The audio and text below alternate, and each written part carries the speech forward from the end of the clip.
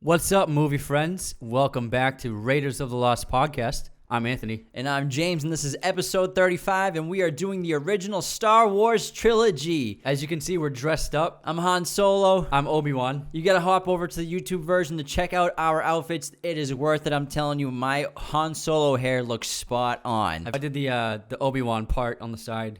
Yeah, you look great. Thanks, I love man. the wardrobe. You look like a samurai / Jedi warrior. I feel like I'm powerful. Yeah, you feel. You look like you have broader shoulders than you actually do. I do have broad shoulders. You do, because we have the same shoulders. So actually, mine are a little bigger. Anyways, I don't know about that.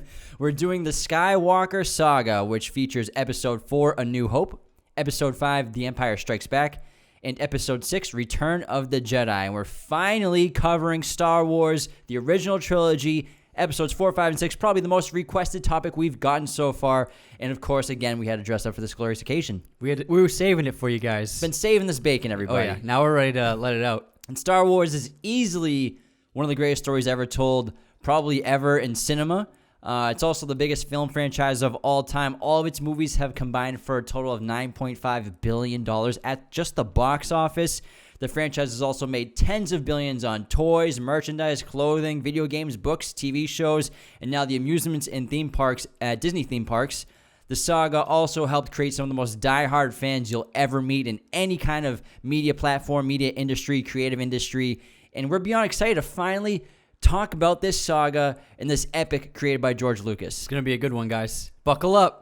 Real quick, I want to shout out Dawson Jolikaware. I'm sorry we forgot you on the last Patreon shout out. He's a $10. He upped his ante from $5 to $10 on Patreon, so he's one of the top tier patrons now. You get your own personal shout out on this episode. Welcome to the club, pal. This episode of Raiders of the Lost podcast is brought to you by our friends at movieposters.com. Use coupon code Raiders15 to get 15% off your order for any Star Wars posters you want or any posters in general. This episode is also brought to you by Manscaped. Get 20% off your order and free shipping using coupon code Raiders of the Lost at checkout. Again, Raiders of the Lost at checkout for 20% off and free shipping. Before we get started, if you like our podcast and our content and want to help support us, the best thing you can do is subscribe to our YouTube channel and share it, as well as follow us on Apple Podcasts, Google Podcasts, Spotify, wherever you listen to podcasts, you can find us.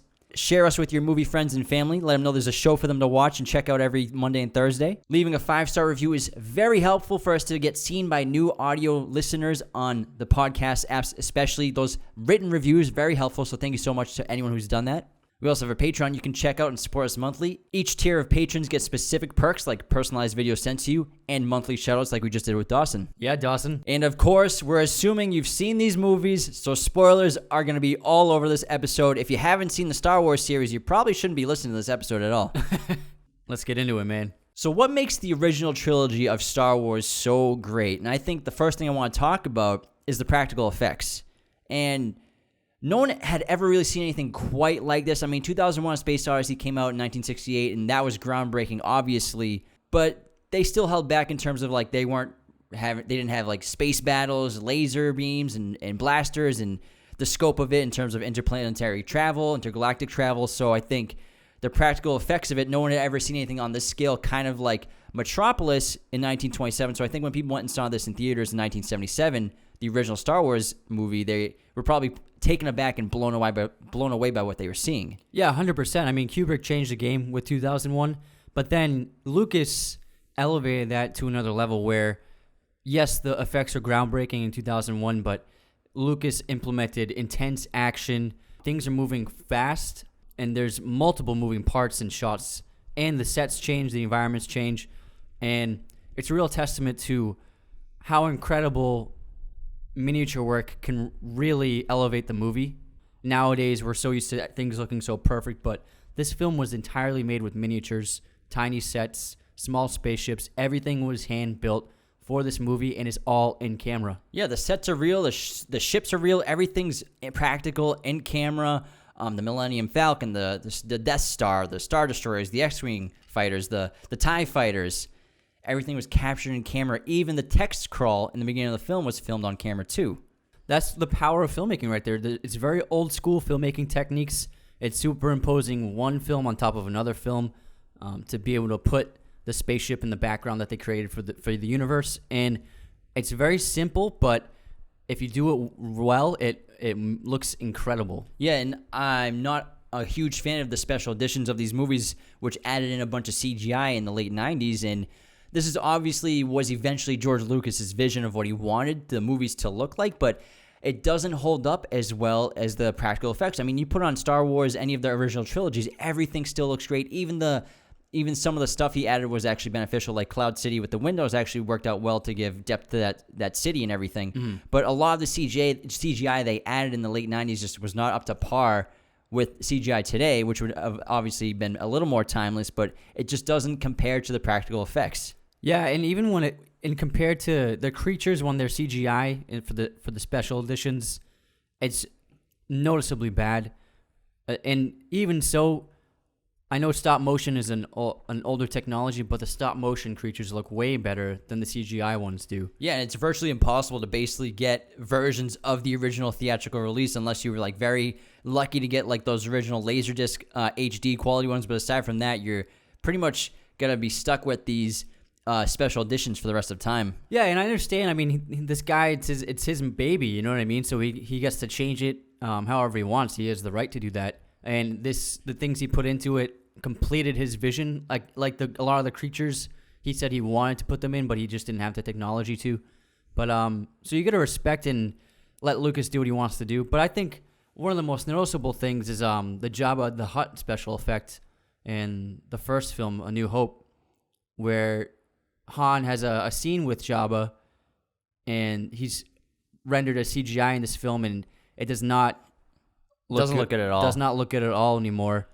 And what happened was it's actually a deleted scene that they filmed for A New Hope, and they had an actor stand in for Jabba, and this guy's dressed in real costume and everything. And he plays Jabba in as a man, and then Lucas wanted to superimpose a stop motion version of the slug-like creature Jabba in post-production and superimpose it over the actor. But they ran out of money, so they weren't ever able to do that. So Lucas just cut that scene from the film. And then, obviously, after the success and with the 97 edition, he decided, I'm going to throw the scene back in, and then I'll just CGI Jabba the Hutt. But I think that he still should have gone stop motion with it because the CGI looks awful. Yeah, but again, it is his baby, like you just said. This is his vision and what he wanted eventually, what he couldn't afford at the time, what he could, obviously, in the 90s. And again, the practical effects are just much better, and they still hold up today. And the creativity of this entire franchise and this world is absurd. And Lucas, he pitched the idea and the story of Star Wars to studios with 21 illustrations that he had commissioned from artist Ralph McQuarrie, who was a great animator at the time. And he beautifully depicted several scenes and environments from the franchise, which he used to pitch to studios. That makes perfect sense because there's no way to pitch that in a meeting without the visuals, because the studio execs, especially in the 70s, would be like, what the hell are you talking about, George? It's kind of like Argo, the scene when he's trying to sell the movie. It's the same exact thing where they get the cards drawn up and everything. Yeah, 100%. Except these are really beautiful illustrations, and I highly suggest checking them out. We'll put some JPEGs up of them. During that pre-production stage of the film, though, Luke Skywalker's name was actually Luke Starkiller. The original title of the first film is actually called The Adventures of Starkiller Episode 1. Adventures of Starkiller. Yeah. That sounds a little too violent. A little too much, and yeah, I'm really glad he changed it. The name Star Wars is just, it's a perfect name. Yeah, for the entire franchise. I can't think of a better name than Star Wars. It's unique, and I'm sure when it came out, it was very exciting and refreshing. And it tells you what the story's about. It's about battles in the universe. Yeah, and also, yes, it's a sci-fi action epic, which you obviously get from the name because clearly it's going to take place in space, but it's also a space fantasy. You know, you can go either way. It's argued, is it sci-fi, is it space fantasy? It's probably a little bit of both. Yeah, definitely both.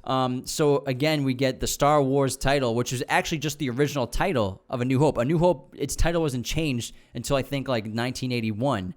When Episode 5 came out, so then they changed the title to A New Hope. So it was originally just called Star Wars, and like the original theatrical release, the text crawl was just called Star Wars. Yeah, he made the first film, and then when they were writing the second film, he was collaborating with the screenwriter, and he had come up with ideas of how to tell Anakin Skywalker's backstory. And so once he came up with a basic idea of Anakin's story, then he changed Star Wars, the first film, to Episode 4, A New Hope, because he knew that he was going to make 3 chapters before that about Anakin's story. And, of course, Star Wars, you can't really talk about it in depth without referencing its influences, which it has many of. Of course, almost every project has a ton of influences. So Lucas was heavily influenced by Flash Gordon, the old serial TV show. Foundation, it's a book series by Isaac Asimov, which I actually have the first one. It's a tough read. It's very, very dense. But it basically tells about intergalactic space travel and different planetary systems at war.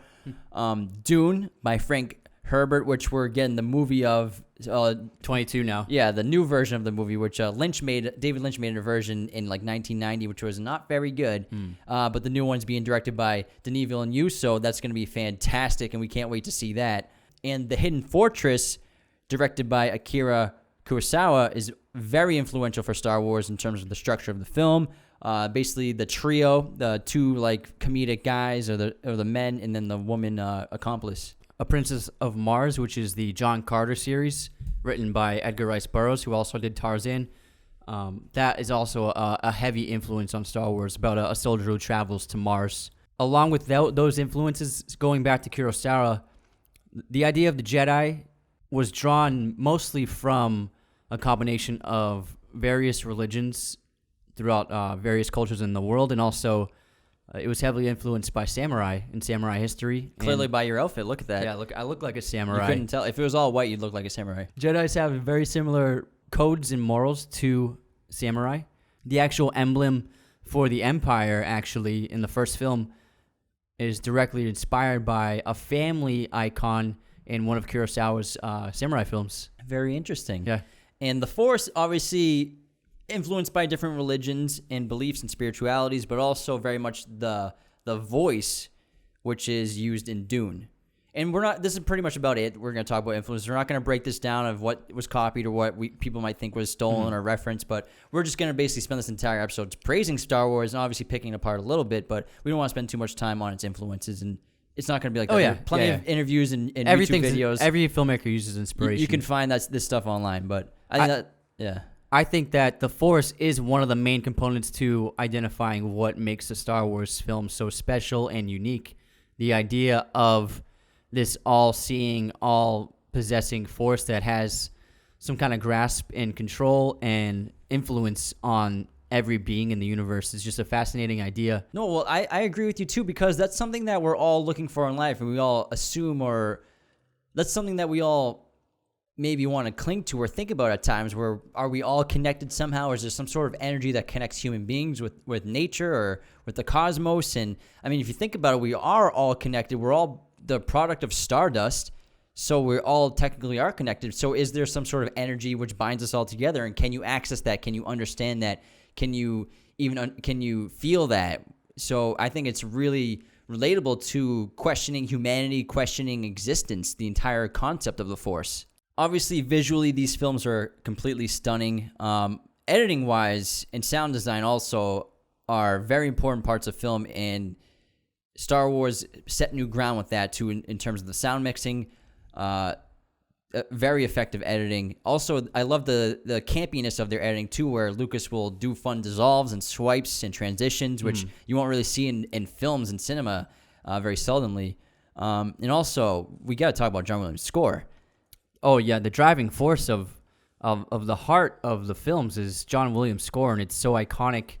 And the themes he created for these films will resonate on for generations. Yeah, I don't think there's a single score in cinema ever that was more important to telling the story than it was to Star Wars, because from when you look at Star Wars straight up, it's kind of a simple story. It's a very familiar tale. It's like a fairy tale, which we've heard a million times, but also in a very unique way. But it's probably the most iconic music in the history of cinema. Yeah, and it's the first thing that happens when you watch this film. If you're in a theater or you're watching it on your TV at home, the first thing that happens is it goes from a black screen to the explosion of the orchestra, and then the Star Wars logo appears on screen in yellow font, and it's invigorating and very exciting and thrilling, and he just takes you over with his music. He makes reading the text of the opening very entertaining. Yeah, and every character has unique themes, and John Williams has great depth as a composer. He's obviously a genius, probably the greatest film composer of all time. The creativity of him matches, if not exceeds, that of George Lucas's Star Wars entire idea and story. he's not slowing down at all. I mean, the music for the last 3 have been just as good, and he's created even more iconic themes for the new characters.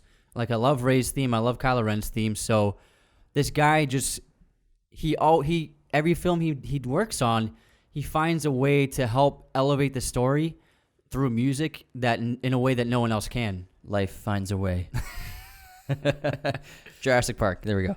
I think also one of the most important aspects of Star Wars movies are lightsabers. Yeah, lightsabers are so cool. You can't think of a Star Wars movie without a lightsaber, and that's what I think was so disappointing about Rogue One. There were no lightsabers in it, except for the very end because we talked Vader. About, in our episode of Everything Wrong with the Force Awakens, like, where are the lightsaber battles? Yeah, how aren't there 20 minutes of lightsaber fights in each movie? When I go to a Star Wars movie, I want to see some lightsaber fights. That's part of the draw for me, and just the idea of these weapons it's so fun and original and unique, but also kind of seems like it's possible for someone to like create this across the universe 1,000 ages ago.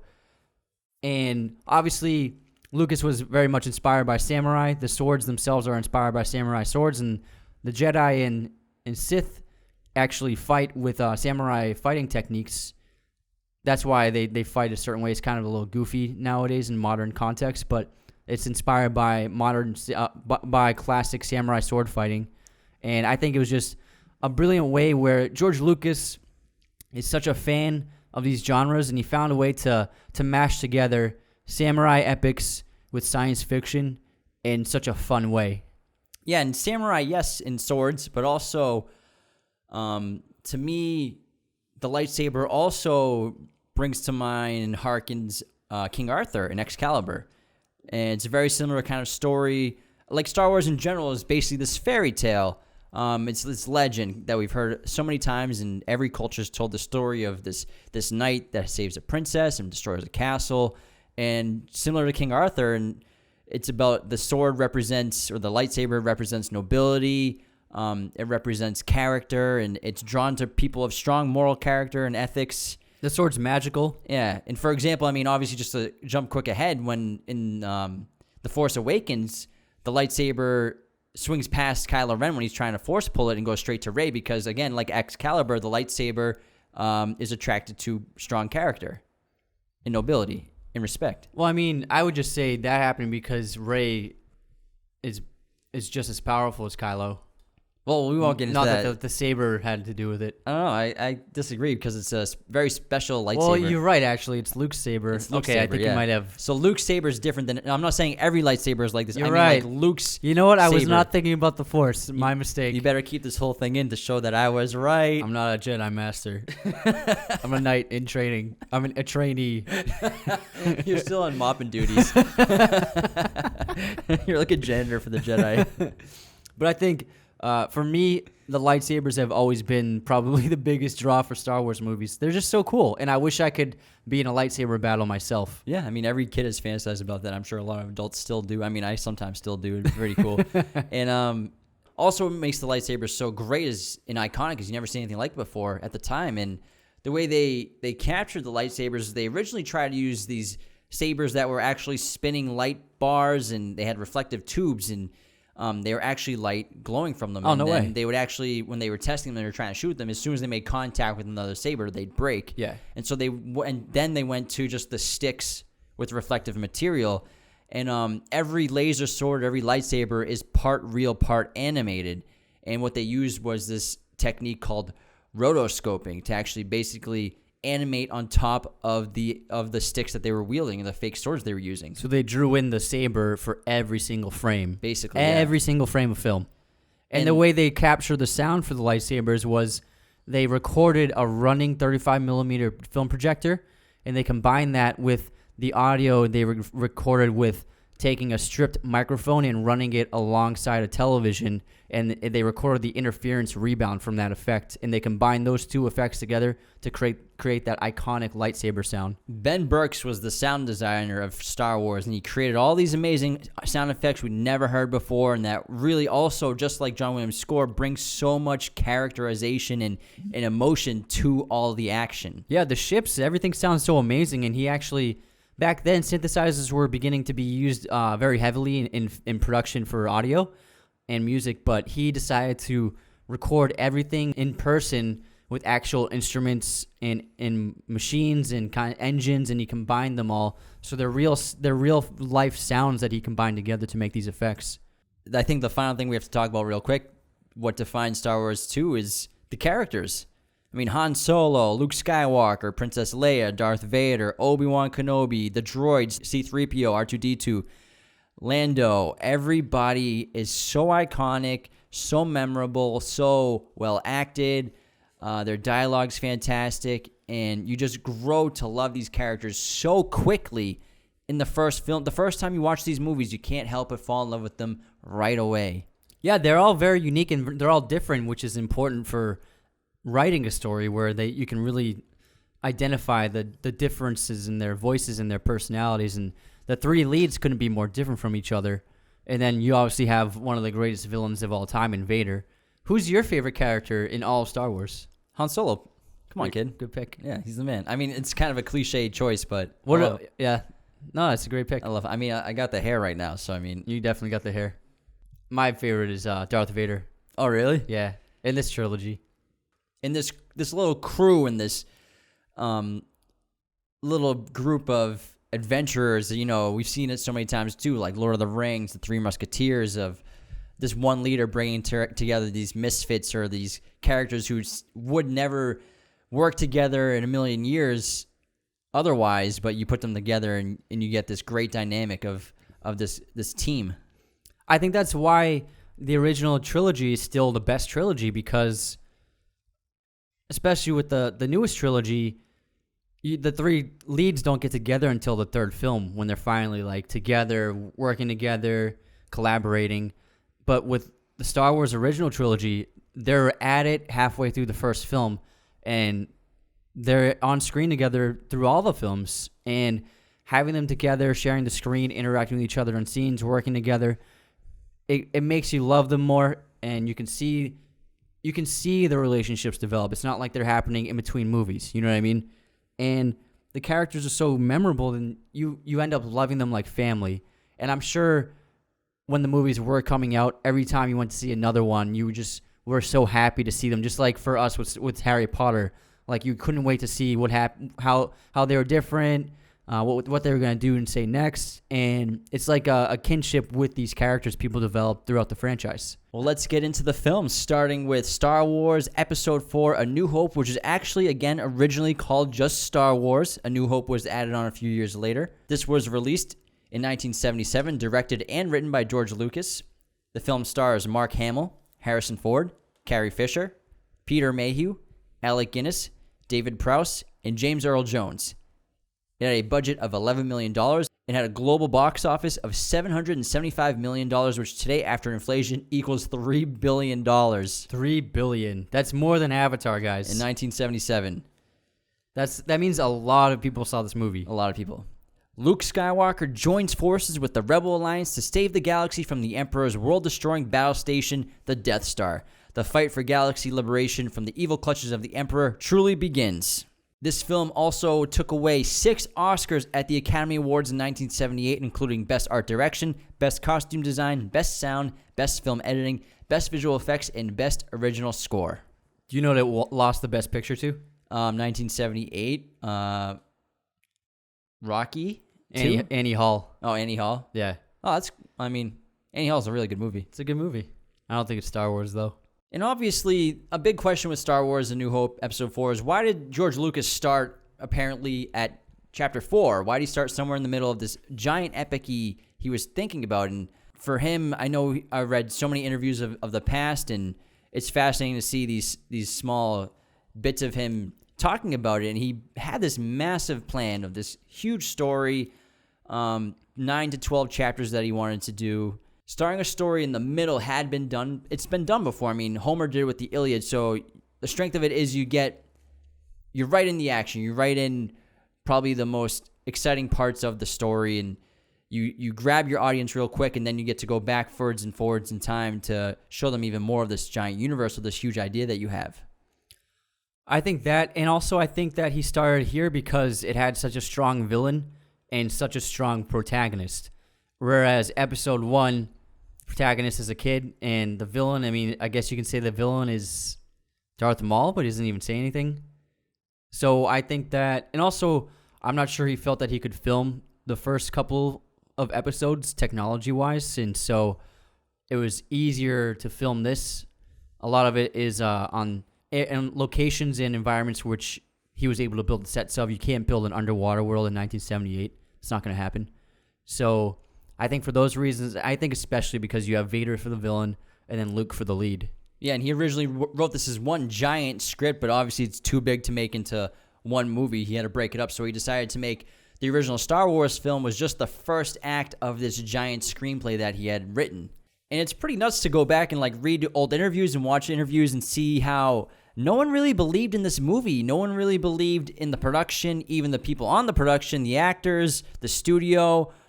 It was plagued with malfunctions, the sets, the props, unmotivated actors. Sir Alec Guinness was like, what the hell am I doing? Yeah, and so it was kind of a big surprise at how popular this was, and George Lucas himself even thought it was going to be a bomb, and he actually, when it was released, he went on vacation to Hawaii with his homie Steven Spielberg, and they actually came up with the idea of Indiana Jones while they were on vacation in Hawaii. And then there's that infamous bet between George Lucas and Steven Spielberg where Lucas was making this film while Spielberg was making Close Encounters of the Third Kind. And Lucas went to visit Spielberg's set one day, and he saw these sets that they had built in, and he was like, this movie is going to be the biggest movie ever. Star Wars is going to be a bomb. I don't know what I'm doing, Steven. And Spielberg was like, no, I think Star Wars is going to be the biggest hit ever. You should just trust what you're doing.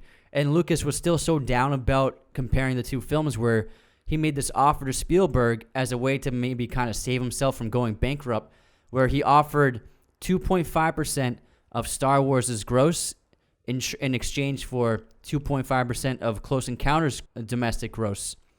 And so Spielberg took the bet with him, so they traded 2.5% of each film. And then when Close Encounters came out, it was a huge hit. It made like $300 million back then. Very big hit, very big movie. But Star Wars, like you said, made $775 million. So it was a gigantic success that not even George Lucas saw coming. And factoring in Steven Spielberg's 2.5%, which George Lucas honored, he made Spielberg $40 million. And to this day, Spielberg still owns 2.5% of the original Star Wars film's gross. Easy money. That's insane. Star Wars A New Hope starts with John Williams' loud score with the first text scroll we'll ever see in Star Wars. And again, they filmed the text scroll by placing 2-foot wide die-cut yellow letters over 6-foot long black paper and passing the camera over the page. And the text scroll for the first film basically tells us that the Rebel Alliance has won a battle against the Empire, which they're massive underdogs against, and with it they got the blueprints of the Death Star, the Empire's new battle station, and Princess Leia must deliver the blueprints to a secret Rebel base. Originally, George Lucas wanted it to be 7 paragraphs with 4 sentences in each paragraph. Good luck with that. And then his good buddy, Brian De Palma, the film director, eventually wrote it down to what we have now. I think it's maybe like 7 sentences in total, so he trimmed it down a lot. And Lucas opened Star Wars up, first scene of the film. This is what you're in for. You've never seen anything like this before. He opens it up in space with a giant Star Destroyer ship chasing a smaller ship in space with blasters and lasers shooting back and forth. It's amazing, and especially when you consider the sheer size of this destroyer, because first Leia's ship flies past screen, and obviously it's very big, but it looks like a tiny on the screen. And then the Star Destroyer follows, and then Lucas filmed it in a really smart way where rather than just filming the entire ship at once, he had the Star Destroyer slowly reveal itself on screen, and we're under the destroyer, and then the ship just keeps moving and moving and moving, and it just seems to be growing. And it shows you just the sheer size of this spaceship. It's like the size of an entire state. It never ends. Yeah. There's no end to the shot of the ship. So that's what's so impressive about this, because, yeah, the ships in 2001 are so great, but just seeing how big the scale is in this universe was just mind-blowing.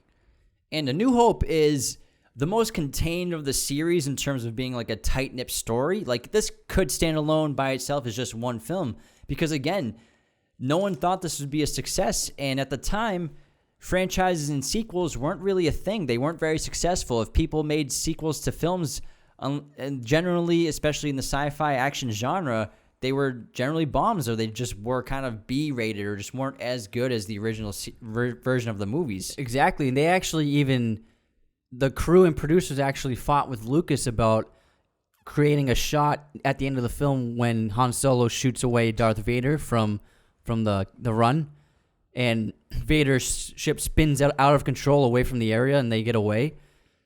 George Lucas had to fight with the producers to put that in because they were like, there's not going to be a sequel. Why do you need to put that in? We can just say that he died. And he's like, no, we need to put this in. We just have to. And so they finally agreed and allowed him to shoot that shot of his ship spinning.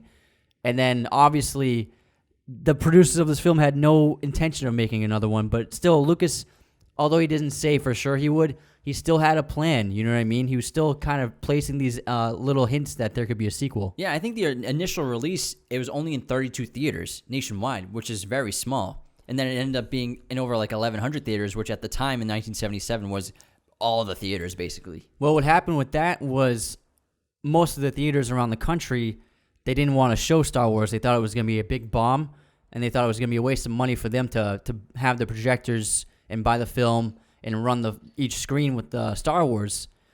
But 20th Century Fox, being one of the biggest studios, they had a lot of money behind them, and they obviously release a lot of films every year. They threatened all of the theaters and said, if you don't show Star Wars on your screens, you're not going to show this other film that we have coming out in a couple of months that's going to be a big hit.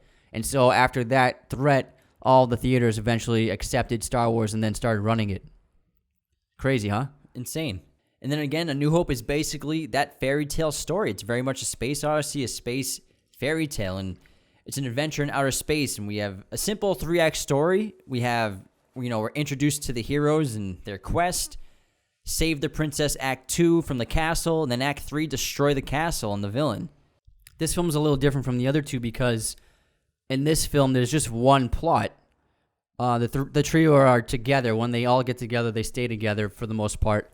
Whereas the other films, they split up, or there are a couple or three different plots going on at the same time, like Christopher Nolan-esque. And like multiple climaxes. Yeah, multiple storylines happening at the same time. Whereas this one, it's just pretty much one storyline happening. So it's a much simpler story. He kicks it off right away with it's an action scene. Right after we see the ships, there's a huge laser gunfight. The best marksmanship you'll ever see from Star Troopers. Stormtroopers. They take out a squadron and no problem. And you never see them shoot another person again. Well, because they're not important characters. Stormtroopers cannot hit important characters. No way. Rebel nobodies, they can take them out one by one. Oh, hell no. And it's a great way to open it because it's high in action, it's intense, it's very fast, it's very thrilling. So I think it was a very smart way to open the film with an intense action scene. The first of the main characters we're introduced to, the human ones, is Leia. And Leia is like that early form of a princess or female main character who's in an action-adventure film, and she's just as tough as the guys, just as gritty, if not tougher. You can argue Ripley in Alien I'm sure, she was definitely one of the first female action stars, but you can tell that they definitely got some inspiration from Leia, even though it was a few years earlier. Yeah, there's a point where Leia takes the gun from, I think, Luke and does a better job at shooting. She's like, give me that, I'll do it. Yeah, and Leia's intelligent, she's tough, she's noble, she's a natural leader. She's also humble and a loyal servant for her people. She's trying to find Obi-Wan on Tatooine. That's her goal, and it's being interrupted by Darth Vader, who we're also introduced to. So we're introduced to two heavyweight characters right away. I think Lucas, he could have done two things. He could have shown Luke first, or he could have shown this first. And I think it was smarter to show this first because right away we see the scope and the size of this world. And the possibility and the intensity of the action and the characters. And Darth Vader, the name has like simple origins, and Darth is a variation of dark, and Vader's a variation of father. James Earl Jones did the voice for Vader. Obviously, he didn't act inside the suit. That was David Prowse as Darth Vader in the costume. And James Earl Jones, he only did 2 hours of voice work for this film and got paid $7,500. So it's a pretty easy day for him. Yeah, not bad money. And Darth Vader's sinister and iconic breathing was recorded by sticking a microphone inside a scuba tank regulator. That's funny. And crazily, Darth Vader only has 12 minutes of time on this film. He's hardly in this one. But his presence is felt in every single scene. That's what's so powerful about Vader. Yeah, I think that's why it was good to show him right away. And then there's actually deleted scenes of Luke on Tatooine in his home, and he's watching the battle take place from the ground. He has these like special binoculars, and he's actually seeing the dogfight and the spaceship fight happening in the sky. That's pretty cool. And he's like with a couple of his friends in his neighborhood, and they're all watching the space battle. And George Lucas decided to cut it because he instead thought it would be better where you just go from the action scene and then we cut to Luke as a contrast to see the entire gigantic scope of this world. And there's space battles and laser guns and princesses and evil overlords. And then we cut to Tatooine. It's just a kid who works on a desert farm with his uncle and his aunt. Yeah. So it goes very big in scope and then very tiny in scope. And there's hardly any dialogue in legit the first 15, 17 minutes of this film. Well, human dialogue, because we're also introduced to R2-D2 and C-3PO, and their mission, which you just talked about, was to try to get the message to Obi-Wan Kenobi because Leia got captured by Darth Vader. This mission, which R2-D2 is much more inclined to complete than 3PO, who's just kind of always just looking out for his own survival and his own protection. Yeah, 3PO is always kind of just like on his own and trying to stave his own neck off half the time. But these two provide great comic relief.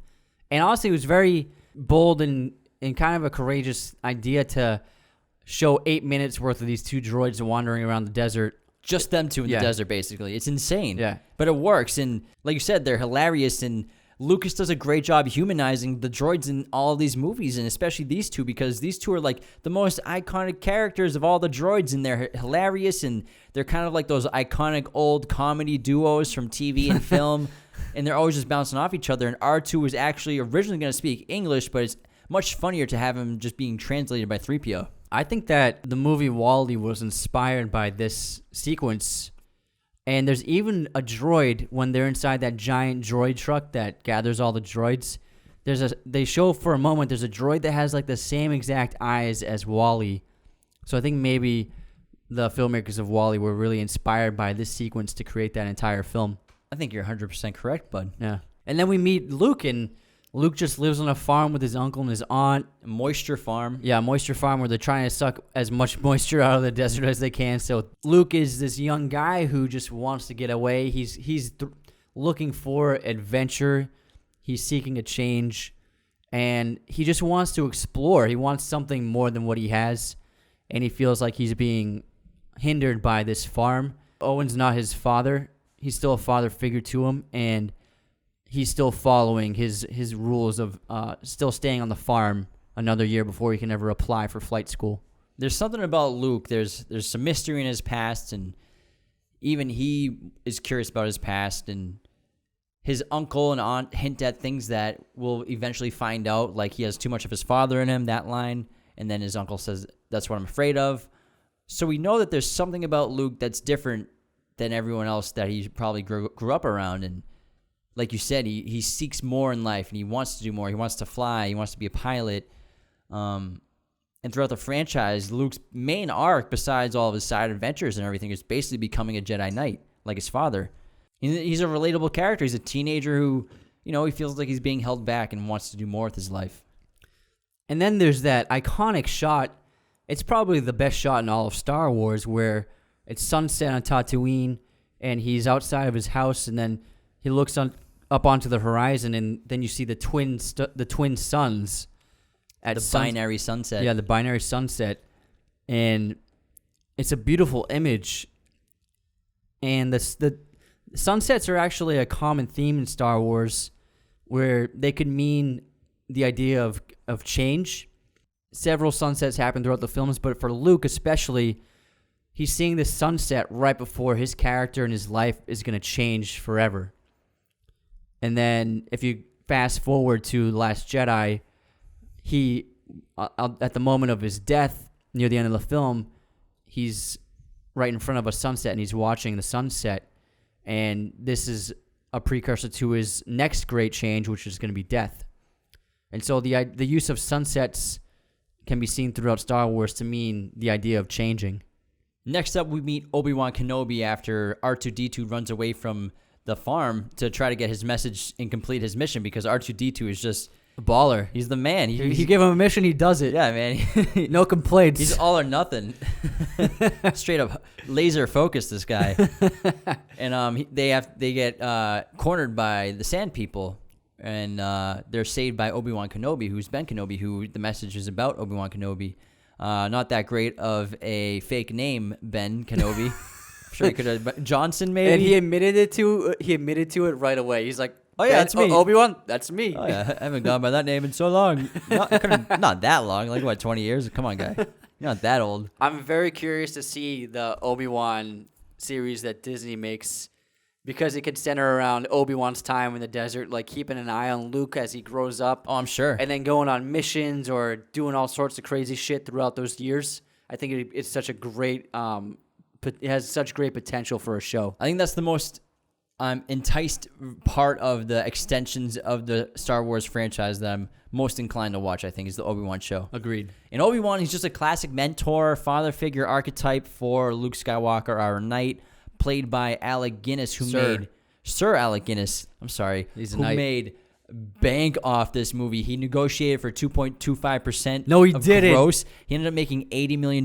by playing Obi-Wan Kenobi. Are you kidding me? And yeah, and I think he only got like $60 million of it while he was alive because he gets it in payments. Yeah. But $80 million has been totally paid out to his estate and his family. That is crazy because there are accounts of him being on set being like, what the hell am I doing here? This is ridiculous. Like he had no faith in it. So I'm glad that he got paid. I mean, Harrison Ford and Mark Hamill, they weren't really that invested in it either. And there are stories of them, they even confessed that they were just goof off on set. Unless Alec Guinness was on set, then they'd act very professionally. But when Alec Guinness wasn't there, they'd just be goofing off the whole time. Yeah, it's understandable because I'm sure this was like a set where the culture and the vibe and the mentality around the people on set was probably like, hey, whatever, this is Star Wars. This is a mess of a movie. No one's going to see this, so who cares?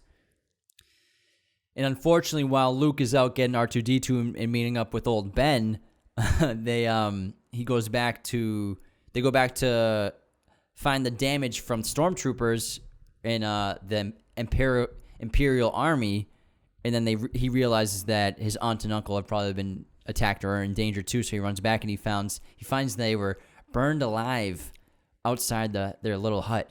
Yeah, the burnt up skeletons of his aunt and uncle are actually very graphic, surprisingly graphic for a Star Wars movie. It's kind of unexpected. You forget about it.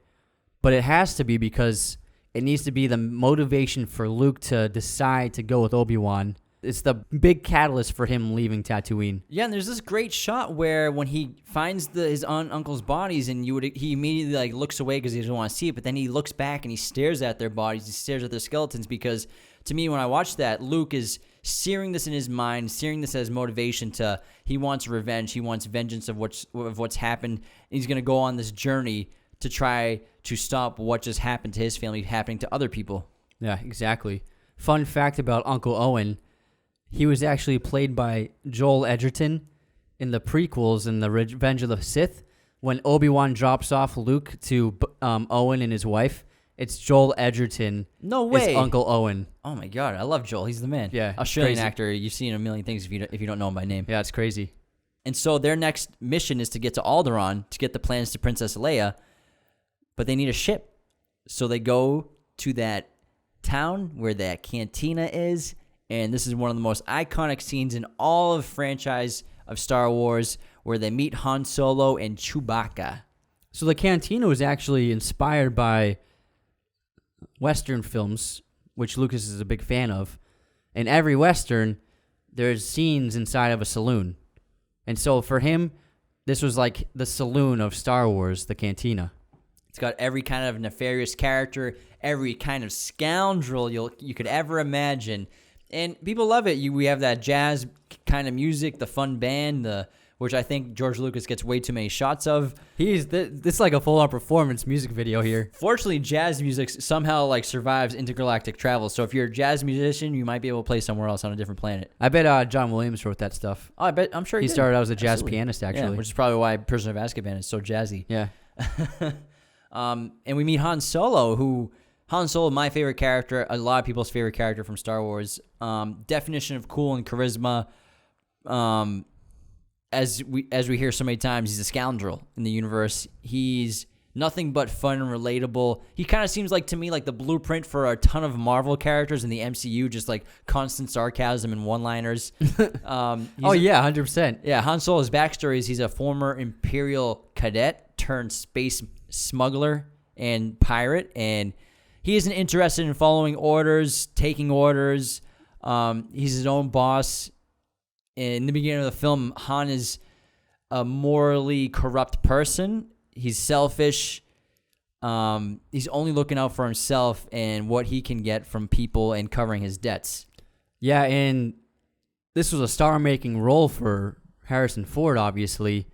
This guy went on to, he played Han Solo, and then he played Indiana Jones. He's been the president. He's been everything. The guy is just an animal. He's one of the best ever. Yeah, one of the greatest careers in cinema history. He's actually the most successful actor of all time because he gets percentages of all of his films. So he gets a cut of Indiana Jones. He would get a cut of Star Wars. That's nuts. So and he got paid like $20 million for the new Star Wars. So this guy is the most successful actor.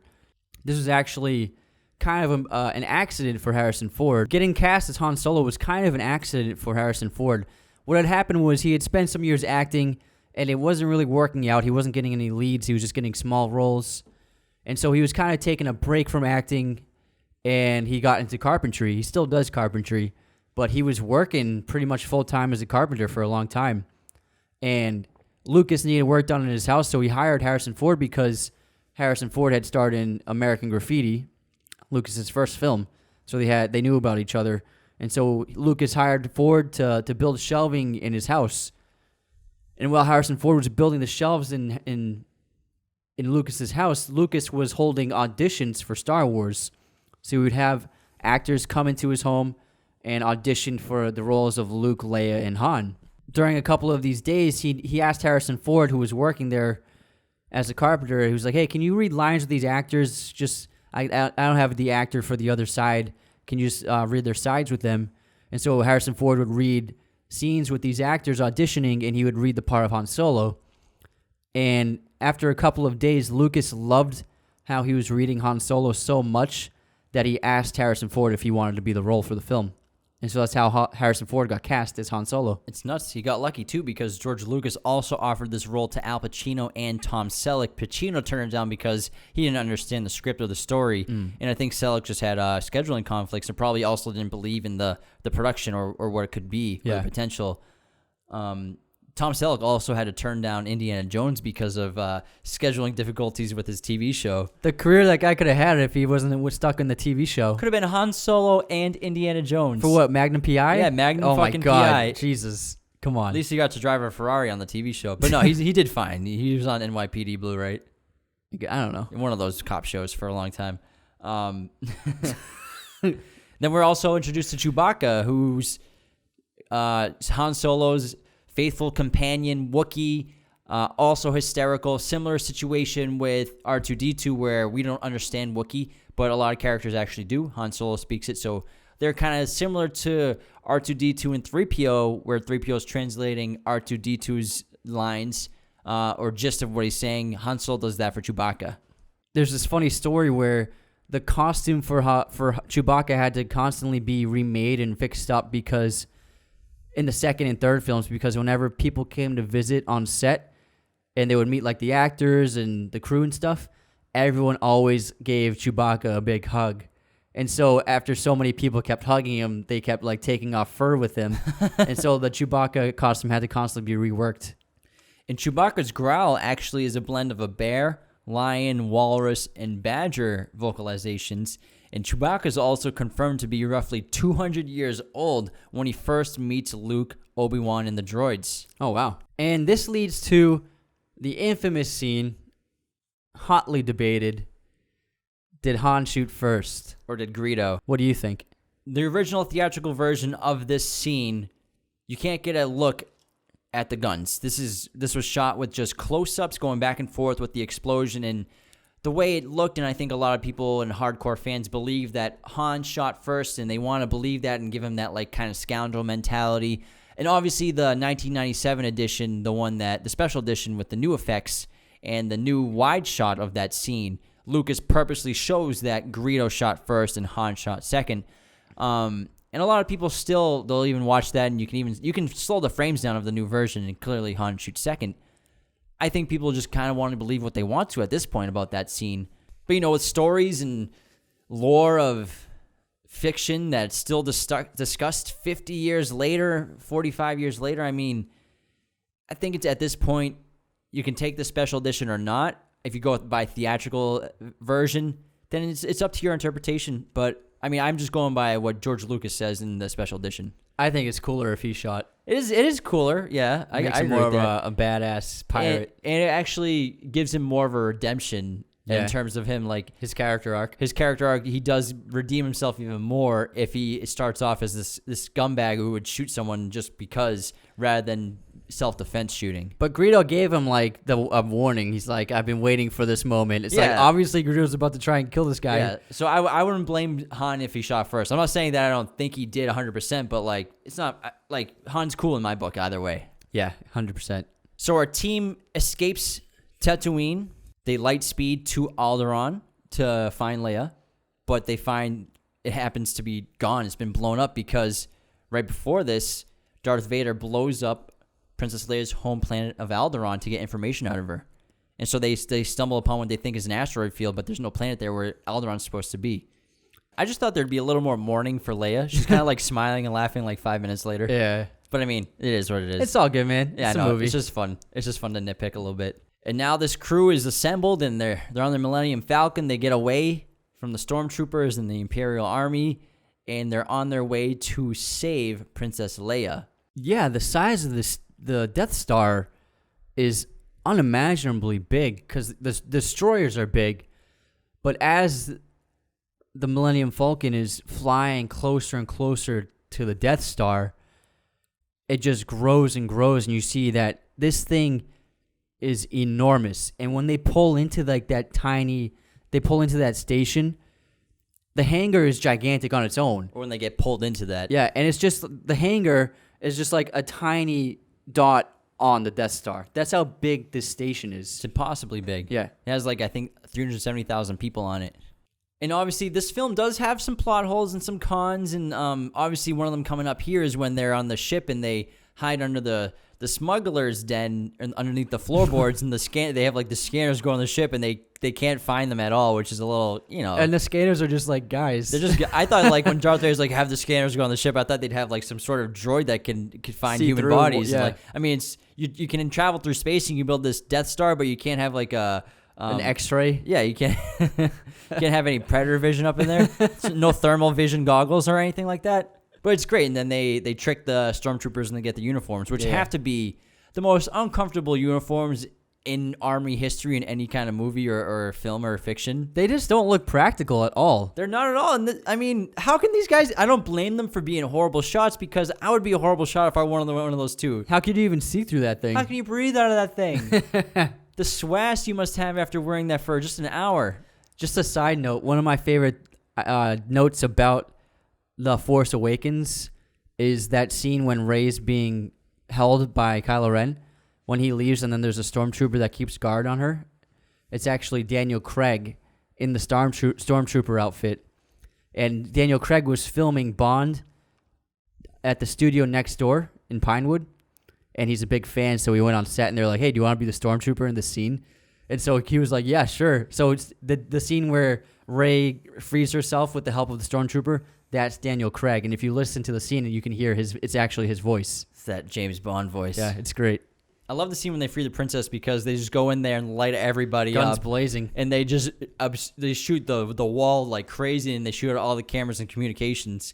And for this scene, Harrison Ford actually purposely didn't memorize his lines so that when he has this hilarious conversation with the other radio people on the Death Star, that it sounded a little more genuine and like he was kind of improvising what he was saying. He's like, everything's fine here. How are you? Look, we're gonna have company. And then that leads to they get Leia, And that leads to that famous trash compactor scene where the walls are closing in on them. And this is the first instance where we can see that R2-D2 can hack into computer systems and affect the ship in different ways, which is something that they end up using a lot in the Star Wars films. And you're also getting tastes of the chemistry or the anti-chemistry between all the characters, specifically with Leia and Han and their banter, and Leia just kind of trying to be in charge of everybody because she's like a natural-born leader, and she's been a leader of so many people. The funniest part about this scene is where R2-D2 eventually saves them and stops the walls from coming in, and they're all screaming and cheering, like, "You saved us!" And then 3PO's like, "Oh my God, they're dying! Listen to them screaming. They're being crushed right now." That's so funny. And while this is happening, Obi-Wan is sneaking through the ship. He has to shut down the transmitter to lower the shields, and then he ends up running into his old friend. Well, he senses him. He knows he's around because at specific points, he's pulling out his lightsaber. He's like, he's around here somewhere. And it's great when he finds Vader eventually, and Vader's just got his sword out, ready to go. His lightsaber Yeah, he's just out. standing there with his sword just like hanging down. Because Vader's been sensing him somewhere, and when they're looking through the Millennium Falcon the first time while it's docked, Vader says a line, "I feel a presence that I haven't felt in." And he turns around real quick. So he senses Obi-Wan, and maybe immediately he doesn't recognize who it is, but he eventually knows who it is. What I really like about this film is, especially we see it with Vader, is for everyone else in the film, the idea of the Jedi and the Sith and the Force, it's considered as like a dead religion of like parlor tricks, and it's all myth and legend, and most people don't believe it. Han Solo too. Han Solo doesn't believe it. It's like a fairy tale, and even that commander questions Darth Vader and says like, "Oh, your parlor tricks aren't going to help us out," or something like that. So he knocks the Force, and then right after this, Vader immediately Force chokes him, and then us as an audience, we see that the true power of the Force and see it done before our eyes, and we can see that it is a real thing, and it's a great way to translate what you can do with the Force, in that it is real. We also got a glimpse of it earlier too when Luke, Obi-Wan, and Solo are traveling to Alderaan, and Luke is doing some training with the helmet and with the little mini droid that shoots little beams at him, and he can't block the shots until Obi-Wan has him put the mask on, so he can't see it all, and he tells him to use the Force. And he deflects all 3 bullets or all 3 lasers with it. So he uses the Force, and we get a glimpse right there, what the Force can do. And also the Jedi mind trick that Obi-Wan does on those stormtroopers on the planet. These are not the droids you're looking for. These are not the droids we're looking for. These 2 guys draw their lightsabers. You're like, oh shit, what's going to happen? The first time you see this, it's really exciting. Yeah, and again, there are some cons to this movie. We got to remember, you got to take them with a grain of salt because $11 million budget, 1977, this production was plagued with all sorts of malfunctions and errors, and it can lag for a bit, this movie. Some sequences can draw a little long, like, for example, when Luke and Leia are running away together or trying to escape stormtroopers, and they come across that door behind them and then the bridge that's gone, and they have like a 17-minute shootout with the stormtroopers on the floor above. That's what it feels like until they eventually swing to safety. And then also, the lightsaber fight between Obi-Wan and Vader, it's pretty basic. It's not really well choreographed, but again, this really had never been done before with these saber swords, and you have this older actor with this other guy. And the guy's wearing lifts on his boots, who's playing Vader. He's wearing a mask he can probably barely see through. He's got a giant cape on.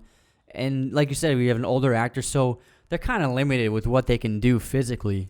And again, this is 1977. I'm sure it was awesome when you first saw it in theaters. Yeah. And I suggest right now, if you've seen the movie a million times and that's one of your knocks on it is this lightsaber fight, I suggest watching the recreation of the Darth Vader versus Obi-Wan fight that the production channel Fix It and Postmade called Scene 38 Reimagined, and it is insanely well done and cool as hell, and they superimpose new footage that they've filmed to accompany this scene, this lightsaber battle, to make it modern, and it's badass action, and it's like 7 minutes long. It's so cool. Check it out. Did they deep fake Obi-Wan's face on it? Or was it a different actor? They had a different actor, but they had him have a hood on when he's fighting so that you can't see his face. And they cut it with the real scene? They cut it with parts of the real scene. Oh, no way. So it opens up with the real scene, then cuts to this, but they built the set with green screen and everything, and they have the exact wardrobe. It's really well done. Have you ever seen it? No, you've told me about it. Oh, we'll watch it later. It's so cool, dude. All right. The biggest turning point of the film when Luke and the others they reach the hangar, and then Luke sees the battle, and then once he and Obi-Wan make eye contact, Obi-Wan decides to sacrifice himself and allow Vader to kill him. And he threatens Vader. He says he'll be more powerful than you could ever imagine, because only a Jedi Master can really disappear like that when they die. Because when you disappear like that, you become one with the Force, and you're pretty much immortal. You become a part of the Force. Yeah. And Vader didn't expect that Obi-Wan would be able to do that. Yeah, he even touches his robes like, where the hell did this guy go? Yeah. And Obi-Wan now becomes kind of like a voice in the back of Luke's head from time to time when he needs it most, like right here when he tells them to run so that they escape. There's another plot point right here for me that I have trouble with where it's pretty bad. They have the Death Star plans, and they know that there's a trace on the ship, and even Leia says it like, hey guys, there's definitely we got away because they're tracing us and they're going to track us to our next location. And they end up going to the Rebel Force base anyways on that planet that they didn't want the Empire to know about. And so they just lead them right back there, which whatever it is, what it is, we got to finish the story, we're going to finish the movie. And so they bring the planes back. And at the same time, obviously the Death Star follows them and they find the planet, which they can't fire on yet because there's a moon or another planet in front of it. So they go into orbit around the moon. So, I mean, it's not like they have a planet destroyer weapon that they could just blow that up too. But I mean, we gotta finish the movie. So another plot point will get past. Oh, I never thought of that. Why didn't Vader just be like, yo, just blow that up too? We'll blow them both up. But now they have to wait for this moon or this planet to orbit so they could shoot the planet where the Rebel Force base is. Yeah, and then this gives the Rebels time to figure out that there is a weakness in the Death Star. It's that little tiny opening that leads like down to some chute that goes into the center of the ship. And we learn through the film Rogue One that there's a team that found this information and is told in that story in that film. I would say that Rogue One I liked, but I think that the best part of that film is the ending when we actually get to see Darth Vader fight. Before his entrance into A New Hope. Yeah, best part of the movie. Right before A New Hope starts and Vader destroys that squadron of soldiers in that hallway. Because we never really got what is Vader's potential in a fight. Like, what can he really do? And the end of Rogue One is so badass. Yeah, it's so satisfying. And then it's just the room goes dark with smoke, and then you just see the lightsaber ignite, the red lightsaber. You're like, oh my God. Lighting up everything. He's just Force throwing people around. It's so chopping badass. people in half. Amazing. It's great. It's unbelievable. And I think, like, obviously they couldn't film anything like that back then, but it was so satisfying to see Vader go to town on a bunch of guys. But of course, this massive Death Star has a weakness, which is this perfectly straight shaft going straight to the reactor core, which there's no variation or bend or angle. It's got to be straight, man. But it needs a perfect shot. And of course, we got Luke Skywalker, who's a great pilot. And we have this awesome, great dogfight basically between TIE fighters and X-Wings. And it's so cool to see. And it's a lot of fun. Lucas was actually inspired by dogfighters from World War II for these scenes and for the idea of these spaceships fighting like that. Yeah, he actually used World War II footage to work with the choreographing of all the fighting and all the guns and tanks and explosions and everything. So that's why it looks so realistic. And the Death Star was built with a combination of matte paintings and miniatures. And there's this great shot where when Luke is going down into the tunnel, there's a great shot of a wide image of the Death Star, and we're approaching it. And what it actually is it's a matte painting. It's just a painting of the Death Star. And Lucas takes the camera and he pushes it in towards the matte painting. And then he cuts immediately to an identical image or close enough of the miniature, and then we follow the rest of the scene as a miniature. So we combined in one shot, he went from a matte painting into a miniature. It's pretty cool. And yes, the Rebel forces, they find this weakness, and their plan is to attack the Death Star before the Death Star can blow the planet up.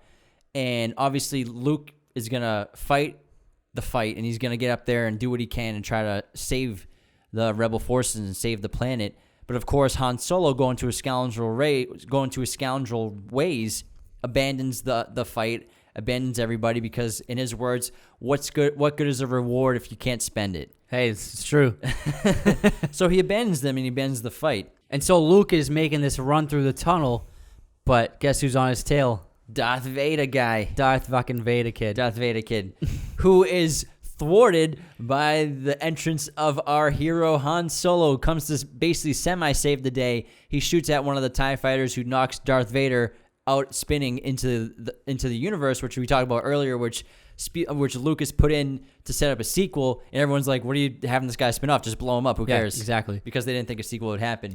And then for Luke, we get the moment of us seeing that he does have a connection to the Force, and he really does have the potential to become a Jedi Knight. We see this where he takes off his GPS device, he shuts it down, and he goes manual because Obi-Wan is speaking with him through the Force and telling him to trust the Force. And then Luke follows his orders, and he fires a shot, and it's a bullseye. And so this is a moment of great change in Luke, where he's understanding that he has a special ability with the Force. And I know there are a bunch of lists of actors with their kill counts, like Sylvester Stallone, Mia Jovovich, and like Arnold and all these guys, Chow Yun-Fat. But I think, obviously, Luke Skywalker probably has the number one death total with, I think, just this blast is 370,000 people, they estimate, on Death Star. What about all this, like, the essential workers on the Death Star, like janitors, engineers, the cooks? Hey, man, they're working for those bad guys. Laundry people. They deserved it. Like, there's a lot of people on that ship that are just, like, just getting by, They blue just needed collar. a job, man. Yeah, they needed a job. They took this contract on. They got families on other planets. It's like a 6-month job, and they just got blown up for no reason. They didn't do anything to anyone. It's a lot of people. Because if you factor in there's 370,000 people on the ship, there's got to be, like, maybe, like, 20,000 of them are innocent people. They had like a secret society of anti-empire, an anti-empire club. Yeah, they meet every Thursday night. But it's a great climax to a great film, and the Death Star blows up, and the heroes escape, and we have that great ending where Chewie, Luke, and Han are honored by Leia with the medal ceremony, and it's a great ending, and it's. Again, this film is, of all three and probably the entire franchise, it's the only one that kind of could be a standalone film. And yeah, I mean, if they never made more Star Wars films, this one would still be fine. Star Wars changed movies more than I think anything in the last 50 years. Like, after this came out, people had a different idea of what a movie could be and what it could do. I mean, look, today, there would be no Marvel Cinematic Universe without Star Wars. Nothing. That's a fact. No way. Sci-fi changed forever. Space movies changed forever. Franchises changed forever. Now people try to make franchises like this and try to maximize on the potential of long-term storytelling. Yeah, because if you can make a movie about people with laser swords and spaceships and battles in the universe, then you can make a movie about anything. You know what I mean? This is just so much cooler. Yeah, this is pretty cool. And so, yeah, George Lucas absolutely changed the history of film with this movie. And I think A New Hope probably is my second favorite Star Wars movie.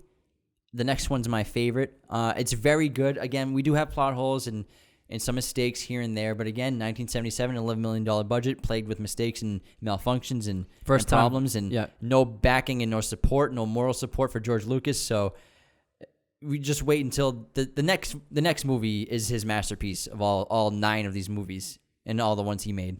Yeah, 100%. This episode of Raiders of the Lost podcast is brought to you by our friends at movieposters.com. Use coupon code Raiders15 at checkout for 15% off your order today. Movieposters.com is the number one site to get your movie posters and has been for years. They have been great to work with. They send us posters. They're sponsoring our current poster giveaway this week. You have until Friday to enter the contest when we announce our winner, so enter that contest. Get those free posters, guys. It's free. Why not get a Star Wars poster? It's free 99, guys. Free 99. Movieposters.com offers great options like original designs, framing, backlight, and canvas, and even plaque designs. Again, use coupon code Raiders15 to get 15% off your order at movieposters.com. Next up, we have Episode 5, The Empire Strikes Back. Released May 21st in 1980 and directed by Irvin Kershner. After the destruction of the Death Star, Luke starts his Jedi training with Master Yoda. The attack by the Imperial forces on the galaxy continues. Again, this film stars Mark Hamill, Harrison Ford, Carrie Fisher, Peter Mayhew, and Billy D. Williams as Lando Calrissian. This film had a global box office of $550 million, which for inflation is a little over $2 billion. So again, a gigantic success as well for this film. With this film, George Lucas wasn't the director. Do you know why? No. What happened with the Directors Guild is they eliminated him from the guild itself because with the first film, there was this rule where they had to put the credits in before the film started. And Lucas was very adamant where he didn't want any credits at all. He just wanted the opening of Star Wars with the text scroll, and then the film begins. He didn't want to do any kind of credits, but it was a rule to put the credits before the film, part of the Directors Guild rule. And so he still rejected it and said, I'm not doing that. I'm not putting any credits in before the film starts. And so the Directors Guild fined him $250,000, and they kicked him out of the guild. And so he couldn't direct? So he couldn't direct films anymore after this. So that's why, for Empire and then Return of the Jedi, Lucas is not the actual director of the films. I'm sure he had a heavy hand in it all. He actually was extremely involved in the production. Still, obviously not the director, but he pretty much was the director. And it went so far as the director of the third film, Return, he said that he compared directing Star Wars to directing Hamlet with William Shakespeare looking over your shoulder. So yeah, Lucas was still very much involved in the actual making of these films. The cool thing about this is they made this movie, Episode 5, with the knowledge that Star Wars was the most successful movie ever made. And so obviously the budget increased to $18 million, so we got a bump in that. Actually, do you know what happened with the budget? No, what happened? So more fun facts. I love it. So George Lucas, he obviously got a budget for the first film from Fox, but for this film, he didn't want to be involved with the studios anymore. He did because the studio was always controlling with the first film, and they were always clashing. So with this film, he decided that he wanted to self-fund it himself. And so what he did was he put up several $1 million of his own money, and then he took out a bank loan for the rest of the budget. And so he paid for Empire with his own money out of his own pocket rather than any other studio. So the studio just released it. So he was able to fund it himself. You know those studios were probably so upset because I'm sure after they saw the success, they were like, George, hey, man, we loved it. You did such a good job. No. I'm sure they were happy because they didn't have to invest and they still got paid. Yeah, it could have made more money. So they still made, I mean, they're still distributing the film. So they're still making a big part of the gross of the film. Well, thanks for being fun or sucking the fun out of the room. I am just being practical. Just giving you spitting facts, man. All right, and so yeah, this film follows the destruction of the Death Star, and the Rebel forces are now hanging out on Hoth, which is basically like a frozen ice planet. And Darth Vader and the Empire obviously track them down eventually. But before that, Luke has a great little journey where he's attacked by a Wampa and taken to this ice cavern, this ice cave. And this has one of maybe my favorite shot in the entire film, maybe in the entire trilogy, where Luke is hanging upside down. The Wampa is obviously like preparing him for a meal or something like that. And his saber is in close to him, but it's out of arm's reach in the snow. And Lucas does this great shot where Luke's finally the first time we actually see him really using the Force. Like obviously he was using the Force a little bit when he blew up the Death Star, but like we're talking about actively trying to use the Force here rather than just try to feel it and feel what it's like. And it's his first time he uses it, and George Lucas does this great shot where he pushes into the saber while it's shaking and jingling in the snow. And it's just a very simple shot, but to me it kind of encapsulates the entire character of Luke and basically the journey of the franchise. And I love this shot, and it's beautiful. And he obviously uses it, and he slices off the arm of the Wampa, which to me, every time I see it, it's like that's a foreshadow for the end of the goddamn movie. Exactly. And there's actually 3 moments where Luke is upside down in this film. It's this moment in the cave, and then he's upside down when he's training with Yoda, and then he's hanging upside down underneath the Cloud City at the end of the film. So it's 3 instances of him being upside down. I love the opening of this film because it's so nice to see this frozen tundra environment. It's a really stark contrast from what we usually have come to expect to see in Star Wars movies. Usually there's a lot of deserts. And so I thought it was really refreshing to see this snow planet. It gave us a different feel. Obviously the clothes are different. and he's riding that like crazy antelope lizard type creature, which is a lot of fun. Stop motion, but it looks great still.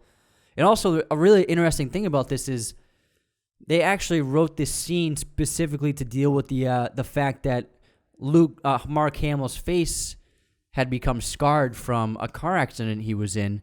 He sustained serious facial injuries, and they actually had to rebuild his nose with part of his ear. So if you look at Mark Hamill, one of his nostrils is actually a lot smaller than the other nostril because of the surgery. And his face was scarred up, especially when they were filming this. We're going to film this movie, so they wrote this scene in the script where the Wampa slashes his face so that they can explain the scars on Mark Hamill's face. Yeah, another cool part about this movie is they throw us basically right into the war. You know, their rebel force gets discovered by the Empire, and they're being attacked, and they're forced to escape. But after, obviously, Han Solo saves Luke from the tundra and the wilderness, which is a super fun time too, because Han again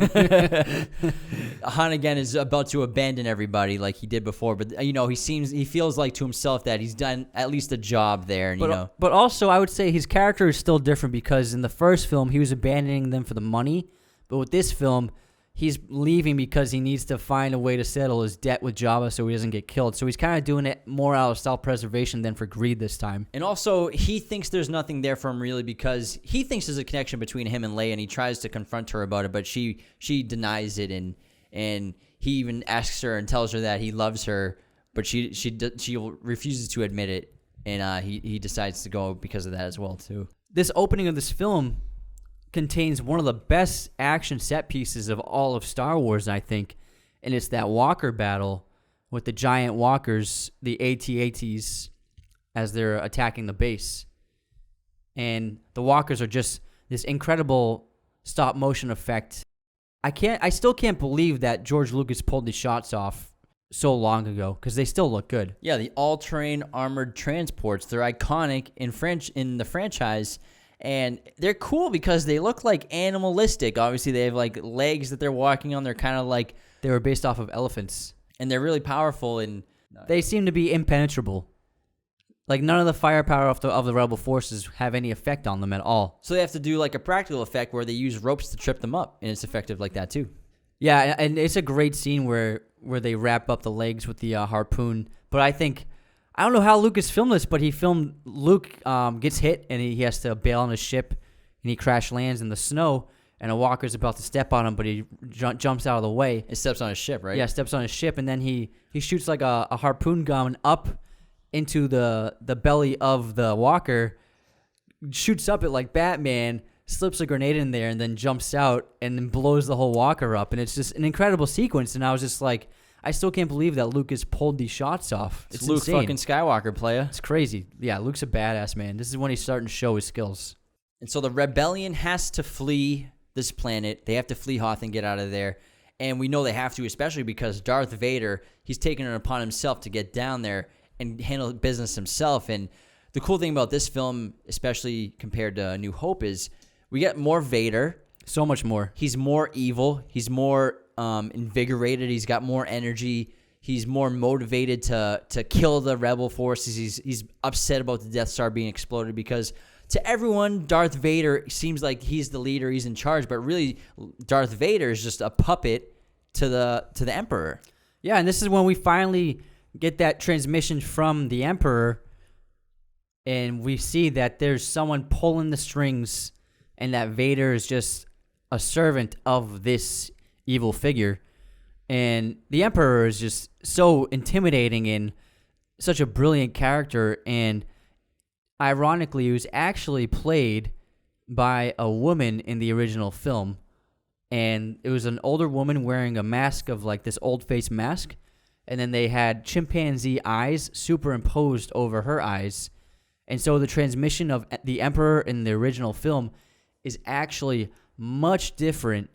And after Lucas cast Ian McDiarmid to play the Emperor in the third film, he liked it so much that he reshot these scenes with Ian McDiarmid. He used special effects to put Ian McDiarmid into these scenes now for the new editions of the film. So now you see Ian McDiarmid as the Emperor in this film, when originally it was someone else entirely. The rebel forces have to flee the planet Hoth now, and so this is when we get the first real separation of the trio in this film. So Luke, he takes his X-Wing, and from the advice and orders of Obi-Wan, Luke heads to Dagobah to seek out the Jedi Master Yoda for training to become a Jedi Knight, while Han, Leia, Chewie, and the droids escape the Empire's ships for a time being, and they basically, what they do is they hide out on asteroids and they wait for the Empire Starship Destroyer to just basically release all its trash and they can float away with it, while they're also being hunted by the infamous Boba Fett. Boba Fett's on their tail, man. Better watch out. And then I think one of the strengths of this film that is such an elevation from the first film is the sets. So the first film, I mean, the sets are great, but they're still kind of small. Even like the ship sets, like that council room on the Death Star with Vader and his commanders is actually very small. They're limited, yeah. Yeah, very limited. And they shot a lot on actual locations, so they weren't building gigantic sets. But for this film, obviously they have way more money to work with. And the sets on this are just enormous and so impressive and so well made and beautifully constructed. And I really love the Dagobah set where Luke crash lands into this swamp. And we're introduced to this new major character in the entire franchise, Master Yoda, who is hilarious and crazy. And the first time you watch it, you can't possibly think that this little weird old thing is possibly a Master Jedi teacher. Yeah, he's so goofy and belligerent. He's like going through all of Luke's shit. He's super funny in this. His voice is hysterical, and he speaks oddly. He speaks like adjective, backwards. verb, Yeah. subject, so he speaks kind of backwards and mixed up, which is obviously everybody knows how Yoda talks, like, funny you are. Yeah. So it's just like this fun, unique character, and again, you can't possibly imagine that he's Yoda. He's the one until you actually find out he is Yoda.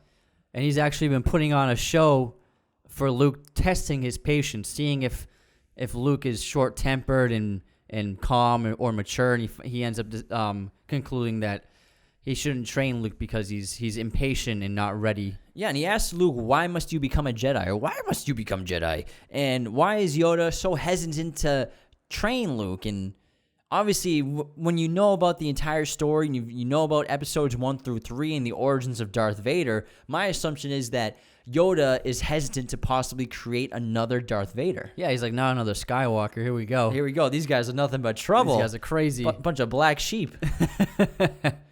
And Yoda was actually partly inspired visually by Albert Einstein's face. Yeah, I can see that. But even though it's this small creature, it's practical. It's not animation, and they really made this little being, this little puppet, and his face is very expressive. At times, he's full of concern, he's full of wisdom, he's full of humor, even hints of pride when he's watching Luke throughout his journey and his spiritual journey of the Force. So Yoda is just such a fun character, and he's such a powerful figure in the entire Star Wars franchise. Yeah, and I think the puppet works better than Yoda in the prequels, and that's why I'm glad that Rian Johnson brought him back for Last Jedi when the real puppeteer Yoda shows up in that film as well. And it can be a little cheesy at times, but I just think I like the tangibility of the in-person live-action Yoda. Yeah, but I love the interactions between Luke and Yoda. And, sometimes when I watch this, I wish there were more conversations that we get of Yoda and Luke, because their chemistry is hilarious. And in a way, Luke is a surrogate for the audience in terms of learning more about the Force and learning some exposition about the past of the Jedi and the dark side and how Darth Vader came to be. And is the dark side more powerful? How do I not get enticed by the dark side? How do I become more powerful? What are Jedi powers? What can you do? And Yoda explains that Jedis only use the Force for knowledge and defense, never for attacks, nothing more. Jedis also control their feelings and their emotions, so they aren't driven by emotion. They aren't driven by pain or anger or frustration. They're calm and mature and intelligent with how they go about things. And we learn more about the dark side with the sequence with the cave, which is pretty much like, I don't know, I guess it's a window to the dark side of the Force, you could call it. Because Luke is interacting with the Force, he is going to have to be enticed by the dark side. Yeah, and so one of the main problems that every Jedi faces is the ability to to ignore the dark side and to shut it out and to stay in the light. And this cave is kind of a test of sorts to see how the dark side can get a hold of you. And when you walk into this cave, you bring with it your fears and your insecurities. And so for Luke, when he enters the cave, he sees his nemesis, Darth Vader. He attacks Vader and decapitates him. He ends up seeing his own face in Darth Vader's mask. What do you think that means? I think it's obviously the familial tie between Luke and Vader and the potential of what Luke could become if he succumbs to the seduction of the dark side. Absolutely. That's what I think too. I think that he's afraid that he'll become evil like Vader. And then this also is an instance where the dark side is kind of tricking Luke here. By allowing Luke to defeat Darth Vader so quickly in this cave sequence, the dark side is making Luke believe that he can take on Darth Vader in real life.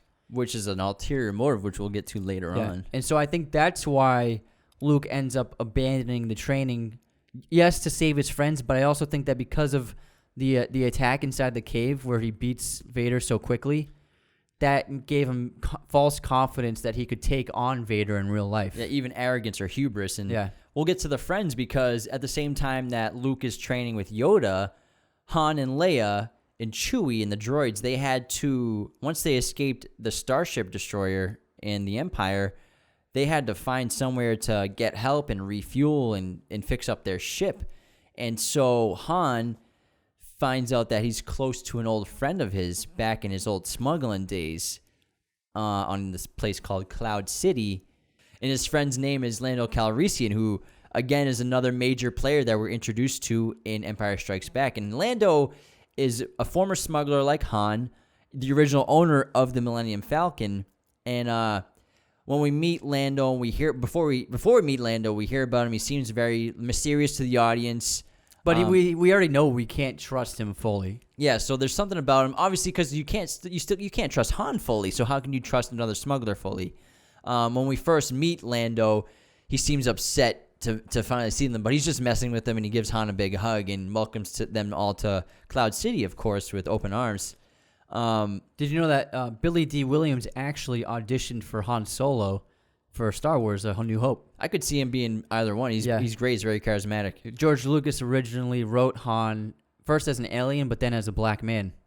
So Billy D. was very much in contention for it. And Lando seems very much like Han. Yeah, they're very similar. Yeah, except for like he's more successful, professional, and a little more polished. And I think he's much more charming than Han. Han's very much like more sarcastic and direct with Leia, but Lando is super charming and very, very gentlemanly towards her. Yeah, and Han's way more scruffy looking. Yeah. Who you calling scruffy looking?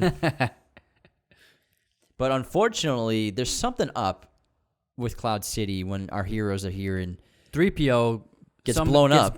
Something happens to him. We don't know what happened, but he just gets blown up and caught. There's this odd energy between Lando, Han, and Leia from here on out because Lando seems like he's keeping something from us, and Chewie saw something because Chewie found 3PO's body and limbs and ends up begins to put him back together. And later on, eventually, Lando confronts them all and invites them over to like a lunch or some refreshments. Afternoon lunch. And guess who's waiting for them is Darth Vader. I think it's one of the best twists and shocks in the whole franchise is they enter this dining room and Darth Vader's just sitting at the head of the table waiting for them. Like, what's up, guys? Let's y'all hungry for lunch? Bottomless mimosas. We got chimichangas over it. Chimichangas. Bottomless mimosas. And obviously, first viewing, this is a betrayal of Lando on his friends and Han especially, and you can't help but feel bad for Han and Leia because they trusted this man. They thought he'd bring them safety and help them out. But from Lando's perspective, you can only imagine what Darth Vader was going to do to him if he didn't help Vader out. And Lando explains that Vader landed right after they came, and he had no choice because obviously the Empire probably would have killed every person in Cloud City if he didn't help them. Yeah, he was just trying to protect his people, I think, and so it's understandable to empathize with what Lando was doing and why he did betray them. And because the Emperor wants Luke, and he marks him as this new enemy, and the Emperor wants to try to seduce him to the dark side. Well, no, that's not right. So the Emperor wants to destroy him, but Vader is the one who comes up with the suggestion of turning Luke, because I think that's the first moment where you're right. That's the first instance where Vader is showing this very subtle hint to goodness still being within him, where he doesn't want to kill Luke immediately. He wants to try to spare Luke, save his life, and turn him to join him. So I think that's the first moment where Vader reveals those feelings that are hidden deep down within him. Thanks for the correction. So yeah, there's still some sort of humanity left inside of him. Mm-hmm. And Vader uses Han and Leia being tortured to basically entice and tempt Luke into a trap of coming to rescue them so that he can capture Luke for himself and turn him into the Emperor. And then there's one of the most famous parts of the whole franchise when Han Solo gets frozen into carbonite. It's very intense and emotional. It's a great scene. It is, and Lucas did a great job with it, and we never seen anything like that before. Mm-hmm. And obviously you love Han Solo. He's the man, and you've grown to love this guy, and then he gets frozen in this goddamn carbonite. But before that, we have the iconic interaction where Leia kisses him and tells Han Solo that she loves him, and Han Solo, just such a baller, just goes, I know. Well, I think that it's kind of like a reference to the opening of the film where they're bickering, and Han is trying to get Leia to admit that she has feelings for him, and she's refusing to. And so I think in this moment here, Harrison Ford came up with the idea of like, oh, what if I just say, yeah, I know. It seems more realistic to what Han Solo would say because he's so arrogant. Yeah, so I think he's referencing that scene earlier. And it's a powerful scene, and we see our best bud frozen in carbonite, and he's just frozen in this position and pose of screaming in agony and pain. Yeah, it looks like absolute pain. And he's placed in Boba Fett's hands for delivery to Jabba the Hutt. And this is pretty much all Boba Fett does is like, he's basically in the background of shots behind Darth Vader. He just like says a couple lines of dialogue, and he has a droid carry frozen in carbonite Han Solo to his ship. Hot take, Boba Fett is overrated. The most overrated character in Star Wars. Captain Phasma is probably better than Boba Fett. He has like 2 lines. No, he might have 4 lines. And then he gets accidentally killed by Han in the next film. By accident. Han Solo accidentally hits his jetpack. I will give you this. He does like a cool outfit. He's a cool outfit, yeah. But still, that dude doesn't do shit in these movies. And so Luke, because his friends are being tortured, he wants to save them. And this is a problem for Obi-Wan and Yoda because they believe that Luke should stay to finish his training so that he's ready to face Vader, and they try to get him to stay, but Luke, being Luke, has to go and rescue his friends. We get the first confrontation, Luke versus Vader, and this set they have is incredible, and I think the lighting here was made a certain ways. It's all the lighting in this set is a combination of blues and reds, and I think that's a reference to the 2 sides of the Force. You have good and you have evil. The blue is good and the red is evil. And so I think that the lighting and the cinematography is literally alluding to the 2 sides of the Force. Yeah, and the lightsaber fight in this movie is much better than the first one. It's more choreographed. It's longer. We have some more sophisticated movements of the lightsabers and the swords. They move through different environments. Yeah, and there's a great scene where Luke falls down into that same chamber where Han Solo is frozen in carbonite, and Vader thinks he has him and even chuckles and pushes the carbonite freezing button, but Luke jumps up and escapes, and we get Vader showing his impression with Luke, like, oh, very impressive. Most impressive. Obi-Wan has trained you well. And so the fight's legit, and maybe Luke doesn't seem like a complete match for Vader, but he can hold his own against him for the time being. Yeah, but ultimately Vader shows that he's much more powerful in the Force. Like, he's throwing all those things at him, and Luke can't do anything to defend himself, and then he gets thrown out the window, and then that leads to that great moment where they're fighting on that catwalk, and then Vader slices Luke's hand off. And this is the most important part of probably the entire story and franchise of Star Wars, where Vader reveals to Luke Skywalker that he's his father. And this, the first time you watched this, I'm sure you reacted and I reacted when we were kids when we saw this for the first time, the same way that Luke reacted. Even though it's just a movie, we can't possibly believe or fathom that Darth Vader is Luke Skywalker's father, just like Luke Skywalker can't believe it. He tells him, he screams it's impossible. He's screaming in agony and pain because he doesn't want to believe that the most evil person in the galaxy is his father. Yeah, I don't think there's a better twist in all of cinema. This is probably number 1 right here, and it's such an iconic moment. Oh, so actually it's a common misconception of him saying, he does not say, Luke, I am your father. It's an example of the Mandela effect where a large group of people believe something is true which didn't actually happen.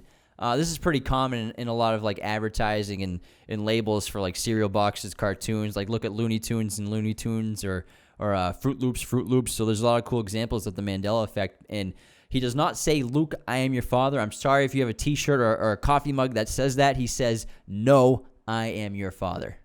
Yeah, it's a great moment. But this is another moment where Vader spares him. Okay. He's trying to save Luke's life. He doesn't want to kill Luke, but he will if he have to.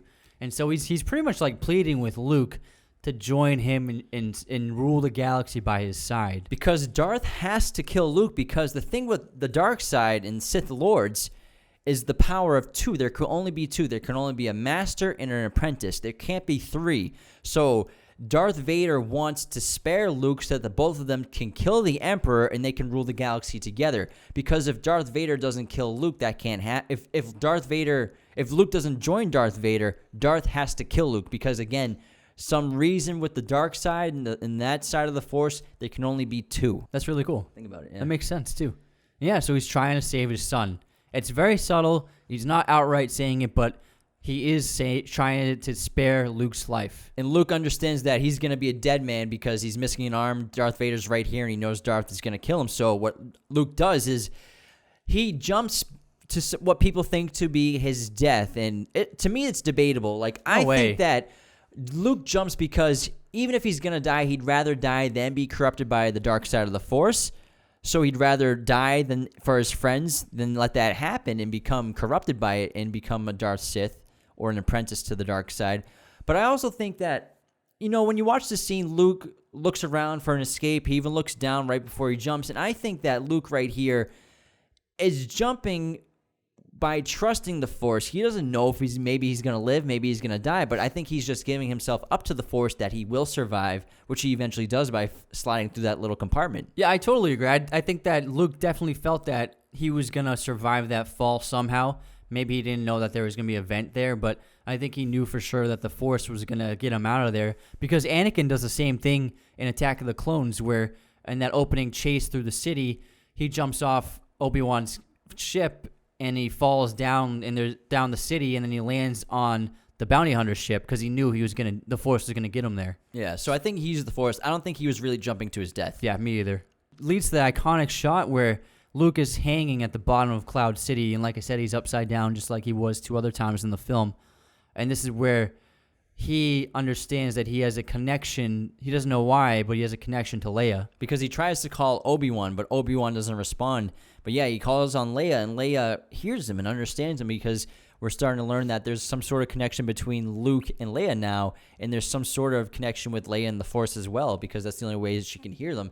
And they turn their Millennium Falcon around, her Lando and Chewie, and they go pick up Luke, who's hanging upside down. And then this leads to probably one of the best cliffhangers in all of cinema, probably the best cliffhanger, where Luke and Leia are looking out the window and they know that Han is still frozen and Jabba the Hutt has him in his custody. It's a great ending, and I'm sure when you walked out of the theaters, if you saw this when it came out, you were like, I cannot wait for the next one. Yeah, so many unanswered questions with not even just is Han going to survive, but Luke just got his hand chopped off. He obviously got the robot hand now. Yeah. Now we know that Darth Vader's his father. Like, what other connections are there? It's to the point where whenever we watch Star Wars trilogies, new ones, we always expect there to be all sorts of twists. Yeah. There's going to be twists. So there's going to be some sort of connection between characters who we didn't think were connected somehow. So obviously, massive cliffhanger, and this is 1980, and you actually had to be patient and wait for the sequels to come out every couple of years. So this is a massive cliffhanger for audiences for sure. And also the new robotic hand that Luke has very much relates to Darth Vader, who has an all robotic body, and it kind of shows that Luke, in a way, is becoming more like Vader, and the hand is just one more notch in that belt. Empire Strikes Back is my favorite Star Wars movie. It's definitely the best of this trilogy. It's probably, I think it is the best of the entire Star Wars franchise, even Rogue One and Solo included too. It's hands down, if you're going to pick a masterpiece, it's this one. And all around the filmmaking. The story's the best. The characters are the best in this. The dialogue's the best. The action, Vader's so cool in this. I love every part of Empire Strikes Back. Yeah, this movie is perfect, and I think the main difference between this and the first one is the pace. It moves along much faster. There are way more scenes. The action is incredible. Sets are amazing, and it sets it up for the third film in such a brilliant way. And I think it's an unbelievable movie. Now for the final film in the franchise, the trilogy, Episode 6, Return of the Jedi, released in 1983, written by George Lucas and Lawrence Kasdan, directed by Richard Marquand, stars Mark Hamill, Harrison Ford, Carrie Fisher, Peter Mayhew, James Earl Jones, and Daniel Prouse. This film had a budget of $32.5 million and had a global box office of $475 million. Either the dark side or the light side of the Force will prevail in an epic battle.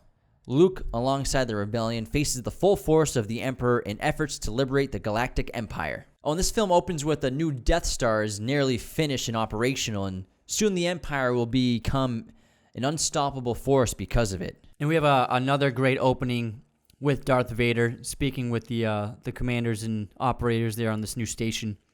And we learn that the station is still under construction and that the Emperor is not happy about it. And in this film, the way Vader speaks about the Emperor, it really makes him seem like he really is a servant to this man and that he really is the number 2. And he even says that the Emperor is going to be there in person. And I think like as an audience member, even you're afraid to see him in person on screen.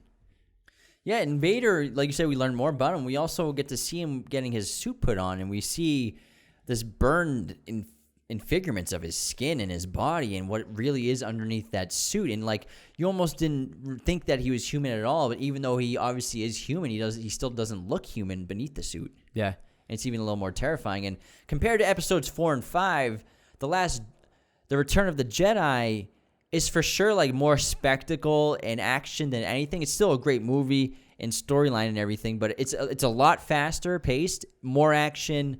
Like we talked about earlier, this film has more climaxes, more main events, more subplots and subplot main events all kind of happening at the same time towards the end. Yeah, this movie is basically a long action movie. And the main theme of Return of the Jedi is redemption, and you can even say that about the entire Star Wars saga, that redemption is a major theme of every single movie. And we learn eventually that almost any character in a Star Wars franchise can redeem themselves. Yeah, 100%. And I love the first act of this movie because it's kind of its like own little mini movie. Yeah, it's like this dual escape mission. First, Lando and Leia rescue Han from the Carbonite, and we get a feel for Jabba the Hutt's home. It's a fun little world, and all the creature designs are fantastic. And of course, we have a jazz band that we get so many shots of. Another jazz band. When their plan is foiled, Luke shows up, and he's dressed in all black. And he's got a hooded robe, and the first shot of him is this great silhouette walking into the caverns, and then he force chokes those 2 guards, and you're like, okay, Luke is a Jedi now. Let's go. He is legit. And if you look, he's wearing all black in this film. Luke's wardrobe changes from each film. In A New Hope, he's wearing white, and in Empire Strikes Back, he's wearing gray, and then in Return of the Jedi, he wears black. And the transitions of clothing transition to his growth and immaturity as a Jedi. White equals innocence and naivety, and gray is a transition, and then black is maturity and power. And so he's finally reached full maturity as a Jedi. Just like Nina in Black Swan. Exactly. Which we talked about in a previous episode. And a lot of people think that he has black in this film because he's getting closer to the dark side in order to match up with Darth Vader, but I think it's more about his character transition than that. I think it's both because I think Lucas wants to tease the audience that maybe he's getting darker. He's getting these darker thoughts because, yes, he's maturing as a character, and he seems a lot more serious. He seems a lot more motivated and things like that. So his character is very different. He's calm. He's very controlled. He doesn't lose his temper anymore. He's not impatient anymore. He's a completely reserved person compared to his younger self. Yeah, so he's basically a drastically different character if you compare him to just the teenage kid who people called him a whiny brat in the first movie, which I don't think he's that whiny. I mean, compared to Kylo Ren, he's not whiny at all. Yeah, Kylo Ren has just anger management written all over him. Angsty teenager, my God. But Luke is just very powerful now, and it's great to see that he has a full grasp on his powers. Yeah, and actually the first shot of Luke in this film isn't him silhouetted in the hallway. It's when his hologram is projected on R2-D2 because Luke is trying his way to save Han Solo by trading these droids for Han Solo. And eventually Luke says that if he denies this offer, then he'll face him. Then Jabba the Hutt will face death. Yeah, I feel like a younger Luke would have just gone in guns blazing. Whereas this Luke is a full-on Jedi, so he understands that he doesn't attack first. He's trying to use diplomacy before violence. Exactly. He seems to have a good plan, but it doesn't work out when he steps upon that trap door and he falls into that cave with that giant monster, and it's an incredible creature, and it looks real. I don't know if it's stop motion or if it's just a giant puppet. It could be either one, but it looks fantastic. Well, Jabba the Hutt's actually a giant puppet, which I think took 6 people to puppeteer, and this massive costume or structure of Jabba the Hutt that costs $500,000 to make, and it weighed 2,000 pounds. So Jesus. That suit or that Jabba the Hutt prototype or whatever you want to call it weighed a ton. What was in that thing? I don't know, man. Maybe water. And it's a great battle. He ends up killing it by slamming the door in its face, but he gets captured and handcuffed as well. And this leads to the famous Sarlacc pit where they're pretty much kind of just like pirates on a ship. They're going to kick each captive over the ledge into the mouth of this monster that lives inside this desert pit. But then we find out Luke had a plan all along. And R2-D2 spits out his lightsaber.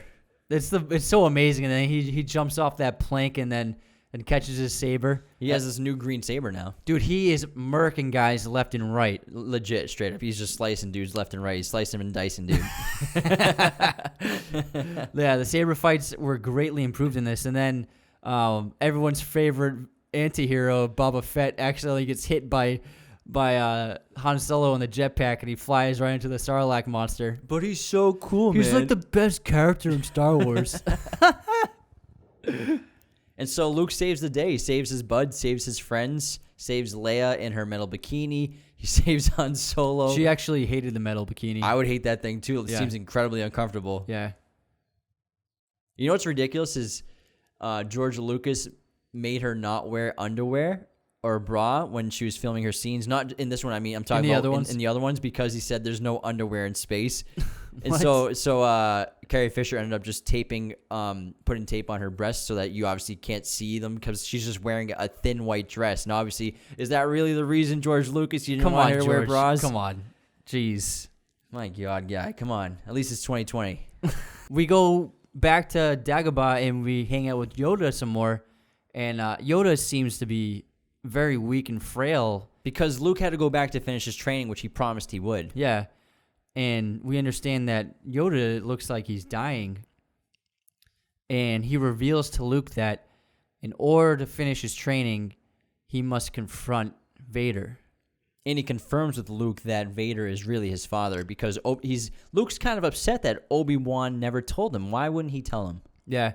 And George Lucas originally didn't want to have Yoda confirm it, but he had several meetings with a child psychologist, and the psychologist recommended that if someone in this film doesn't outright confirm that Darth Vader is Luke's father, then children under the age of 12 are going to think it's a lie, and they won't believe it.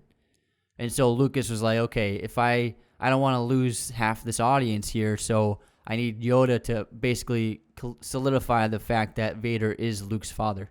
And just like Obi-Wan, when he passed, Yoda dies in Return of the Jedi here, and he, like Obi-Wan, fades into existence and fades and becomes a part of the Force. And it's how Jedi become these Force spirits or Force ghosts, which we see from time to time, always at the end of movies and when happy things are happening. And they effectively cast their physical bodies into oblivion to allow themselves to basically go beyond death and transcend death, and like I said, become one with the Force. And Luke has this interaction with Obi-Wan where he tells him that he feels betrayed that Obi-Wan didn't tell Luke the truth about Vader. And he also reveals that he doesn't think that he can kill his own father. And that's the main conflict with Luke, because he feels that in order to save the galaxy, Vader has to die, but he doesn't feel as though he can kill him. And then the rebellion finds out about the Death Star, and they find out they get new plans of this new Death Star to find a weakness, and they do find a new weakness on this new and improved supposedly Death Star. So instead of having one shaft, there are several shafts now. Well, and also the Death Star's not finished yet. Yeah. And they think that the Death Star is non-operational weaponry-wise. But what they don't know is that this is all just a trap by It's the a trap. Emperor to get them into this very vulnerable situation where they think they have the upper hand. Yeah, so we end up understanding that Palpatine, the Emperor, is pulling all the strings here, and everything that happens is according to how he foresaw it and how he planned it to go about. And then the rebellion's plan is basically to go on this moon where there's an energy base, and they need to shut off this transmitter, which will turn off the shield that's surrounding the Death Star. And then we have the infamous Ewoks, and a lot of people have mixed feelings about Ewoks. They're obviously, meant for kids and family-friendly characters, and a lot of adults and hardcore fans, you'll hear that they think that this is a major weakness of Return of the Jedi, that they don't look super realistic or anything like that. I don't mind the Ewoks so much. Obviously, I thought they were more fun when I was a kid, but, it's part of the franchise. It's something you kind of have to accept, even if you do see, like, a lot of wrinkles on the back of the costumes or their legs when they bend their knees and stuff like that. But you just got to kind of accept it. It's part of it, is what it is. I mean, like I said, I don't mind the Ewoks. Yeah, I don't mind them either. And understandably, this is by far the most family-friendly of the films. And I think Lucas understood that young kids make up a large portion of the audience. So I think he was trying to find a way to make it more inclusive and fun for them. And so having these cute little critters involved in the story helped with that. And also, they actually originally wrote the Ewoks to be Wookiees. They originally wrote it to be a civilization of Wookiees, like Chewbacca. But what happened was, as they discussed it, they decided that Chewbacca is always handling the most advanced technology. He can fly the ships, he can build anything, he can fix anything. So it wouldn't make sense that he comes from a culture that is still using rocks and sticks. And so they were like, okay, Wookiees would probably be way too advanced to be living so crudely, so they came up with this completely new kind of creature. Yeah, and before we get to the Ewoks, actually, we're on that planet and that moon, and we actually have, which is, I think it was shot in California, so it doesn't look that... the redwoods, yeah. It doesn't look that alien, but we have the awesome chase scene with those, like, hover bikes. The riders, yeah. The riders, which is super cool. It's an amazing scene. Yeah, and when even... Still, all these movies, each one has things about where you're like, how did they freaking film this? How did they do this? I can't believe it. So I can tell you. Tell me, please. I'm just saying, vaguely but ambiguously, but please do tell me. So in order to film, especially the POV shots of the riders where they're flying through the woods, they took a Steadicam operator and they had him walk backwards through the forest, and they were recording with the camera, but they were recording one frame every couple of seconds. And so they had him walk backwards for forever, recording one frame every few seconds for a long time. And then they took that footage and they reversed it and they played it at 24 frames per second. And that sped up the speed of his movement by 5,000%. And it made it look like they were moving 120 miles per hour through the forest. That is cool. Super cool, huh? Yeah, thanks, man. No problem. You got so many fun facts today. And then for all the other shots, it's like the same thing, but with dollying instead. Gotcha. But I think it's a really exhilarating action scene. And it also has a lot of moments that you've seen so many other chase scenes in action movies borrow from, with like a villain and then a protagonist, and they're at odds, and like one's trying to get the advantage of the other. And it's just obviously it doesn't look perfect, but I think if you invest yourself into the movie and just give yourself up to it, it's a phenomenal action sequence. Yeah, and so basically they're picked up by the Ewoks after this, and the Ewoks, they think 3PO is this new god, and they start praising him because he's this metal golden creature or robot, and they think that the humans they're going to eat the humans in honor of their new god coming. And it's kind of fun. It's pretty funny. And it does work for me at this point. I laugh at it. I think it's a lot of fun. And they tie up Han. They tie them all up like they're about to roast them for dinner and to be the meal at the banquet in honor of the 3PO god. And we get another great glimpse of Luke using the Force, and he floats 3PO in the air. And this is like the first time we've seen Luke float it, because we forgot to mention this in Empire Strikes Back, where iconic scene where Yoda is trying to teach Luke how to use the Force by floating the objects up and down and floating the rocks and lifting the rocks, and his ship falls into that lake, and Luke can't lift it up. It's too big for him. And then Yoda's trying to explain to him it doesn't matter how big the ship is. It's all about clearing your mind and becoming one with the Force. The Matrix. And yeah, exactly. This is legit. Clear my mind. Yeah. And Yoda, that's the most powerful form of the Force we've seen to that point, is Yoda lifting the starship, the X-Wing fighter, out of the lake. This giant ship. It's a great scene. It's so cool. Yeah. And so we finally get to see Luke use his powers in this way, lifting 3PO up. And it's so fun when we finally get to see, exciting ways of the Force used. Mm-hmm. And then he talks 3PO and he explains you can just trick them into speaking like a god. And he tells 3PO to threaten them if any harm befalls the humans, and so then they're set free. Yeah, and so 3PO also tells them the story of the Galactic War and the Empire, and the Ewoks, they become, let's go, let's do this. They join the forces, and they use their Home Alone woods techniques, the Vietnamese fighting techniques, to take out a bunch of the Imperial robots and soldiers and their PT walkers. And so it's like a metaphor of technology versus nature. Yeah, pretty much. Yeah. It's a metaphor for the Vietnam War, too, where those local tribes and soldiers use just non-sophisticated methods to win battles in parts of the war. Mm-hmm. And so while all this is happening, there's two other storylines happening. Lando has taken control of the fighter pilot unit, and they're planning to attack the Death Star once the shield goes down. But then they get swarmed by the ambush, and we learn that it was all a trap. Yeah, as soon as they come in from light speed, boom, they blow up the biggest ship they have. Yeah. And so while they're trying to fend off all the TIE fighters and destroyers, that's also cut along with Luke giving himself up to Vader. And then Luke's plan with this is he knows that there's still goodness within Vader, and he feels confident walking into this moment that he can convince Darth Vader to give himself up and join the light side. Yeah, and Luke tries this when he's just handcuffed and they're just walking along to get to the Emperor, and they're just chatting, and Luke's trying to entice him. And at this point, Darth Vader says that he's too far gone, but he's also calling Luke son. Yeah, which is odd. We haven't heard Darth Vader talk like this, because Luke's been calling him father. Luke's been calling him father for a little bit, and I think this is a sign for Luke, and he realizes that there's still human left inside Darth Vader, and there's still hope to bring him back to humanity. Yeah, so I think it's yes. When he says son, that's very revealing.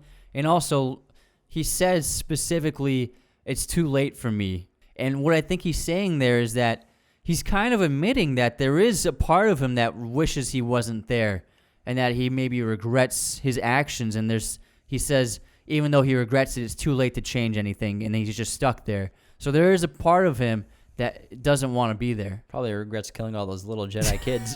And his wife and everyone else. Goddamn it, Anakin. You are the chosen one! I hate you!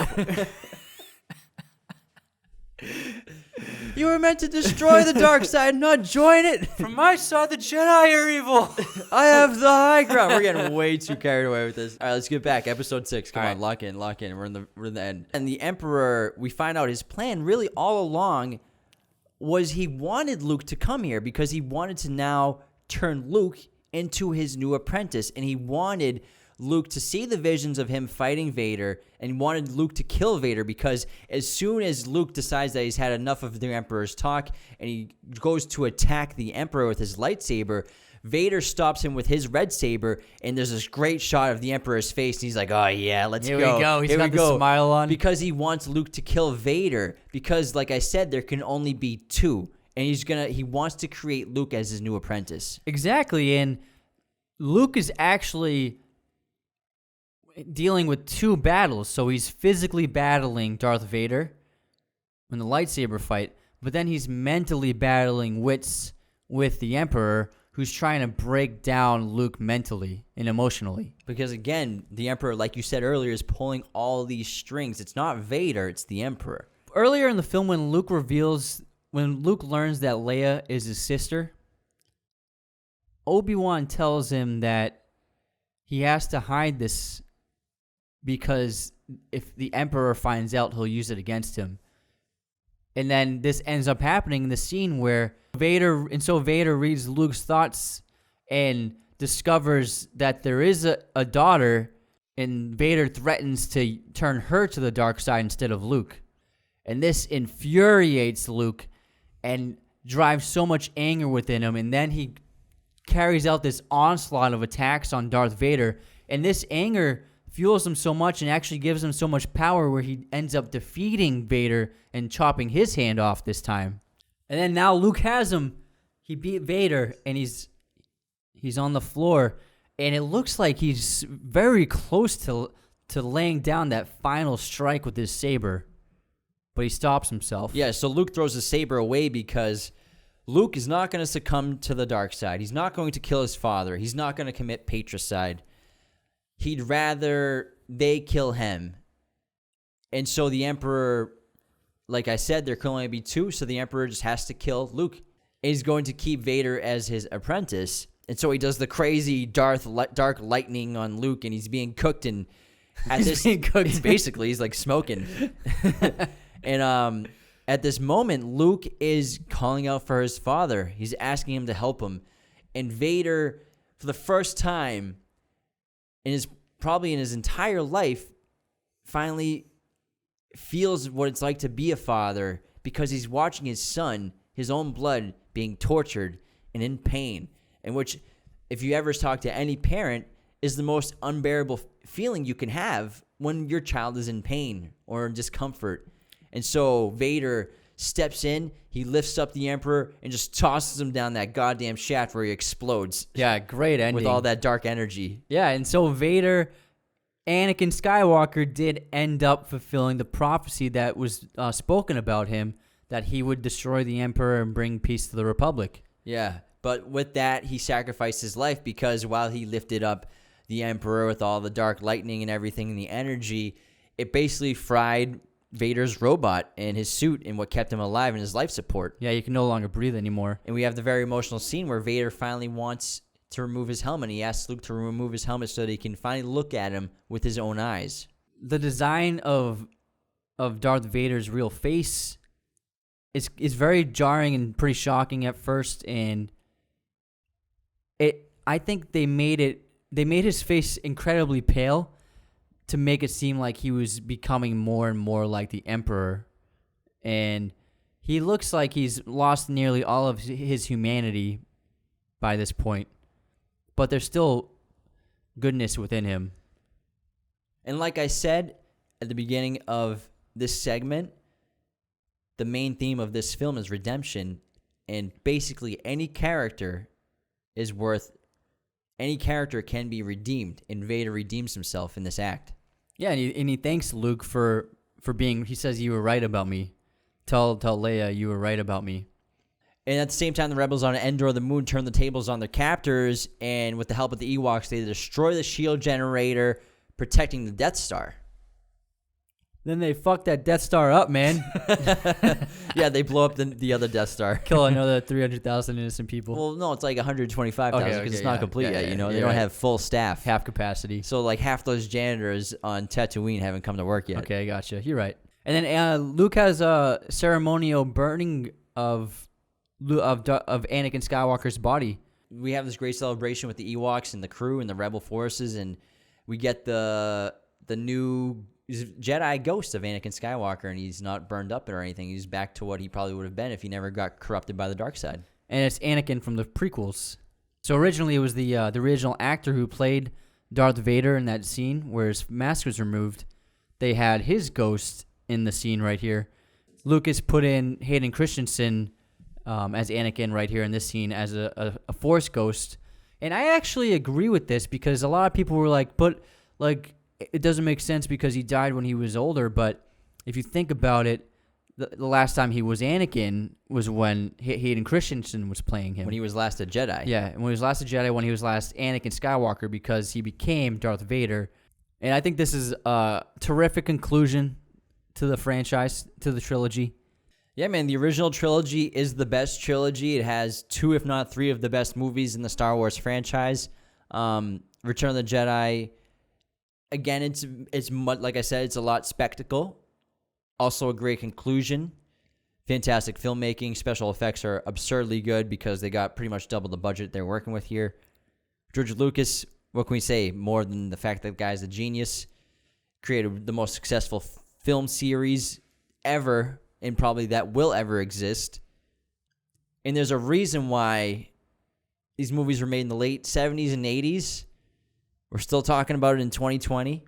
You can still go to any toy store and find Luke Skywalker action figures.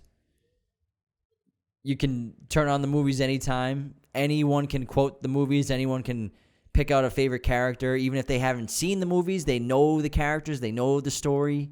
They know who Darth Vader is. They know who Luke Skywalker is. There's a reason for all that, and this is one of the most iconic stories ever told. Yeah, and they're so powerful and they resonate so much with audiences that Disney is still trying to turn out as many as they can. And they still do make a lot of money, but still they haven't been able to capture the same magic that these ones had. And these 3 will always stand the test of time, and they'll go down as one of the greatest stories ever told in cinema. The Imperial March, which is Darth Vader's like iconic theme, was not written until Episode 5, The Empire Strikes Back, and it's not even in A New Hope, which is a massive common misconception. That's insane. The famous scene where Darth Vader reveals to Luke that he's his father, Mark Hamill didn't even know what the scene was about.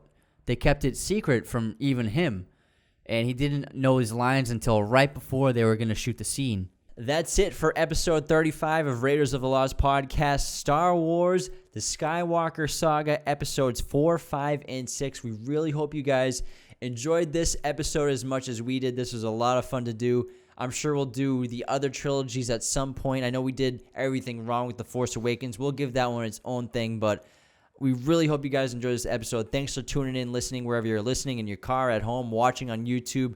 Thanks so much. If you're not a supporter of us, go follow us on our podcast streaming apps. Check us out on YouTube and subscribe to the channel. Support us on Patreon if you want. The links are all in the bio. You can find us. Just search us everywhere. You can find us anywhere. Yeah, we love you guys. Thank you so much for watching and tuning in. Take care. Bye.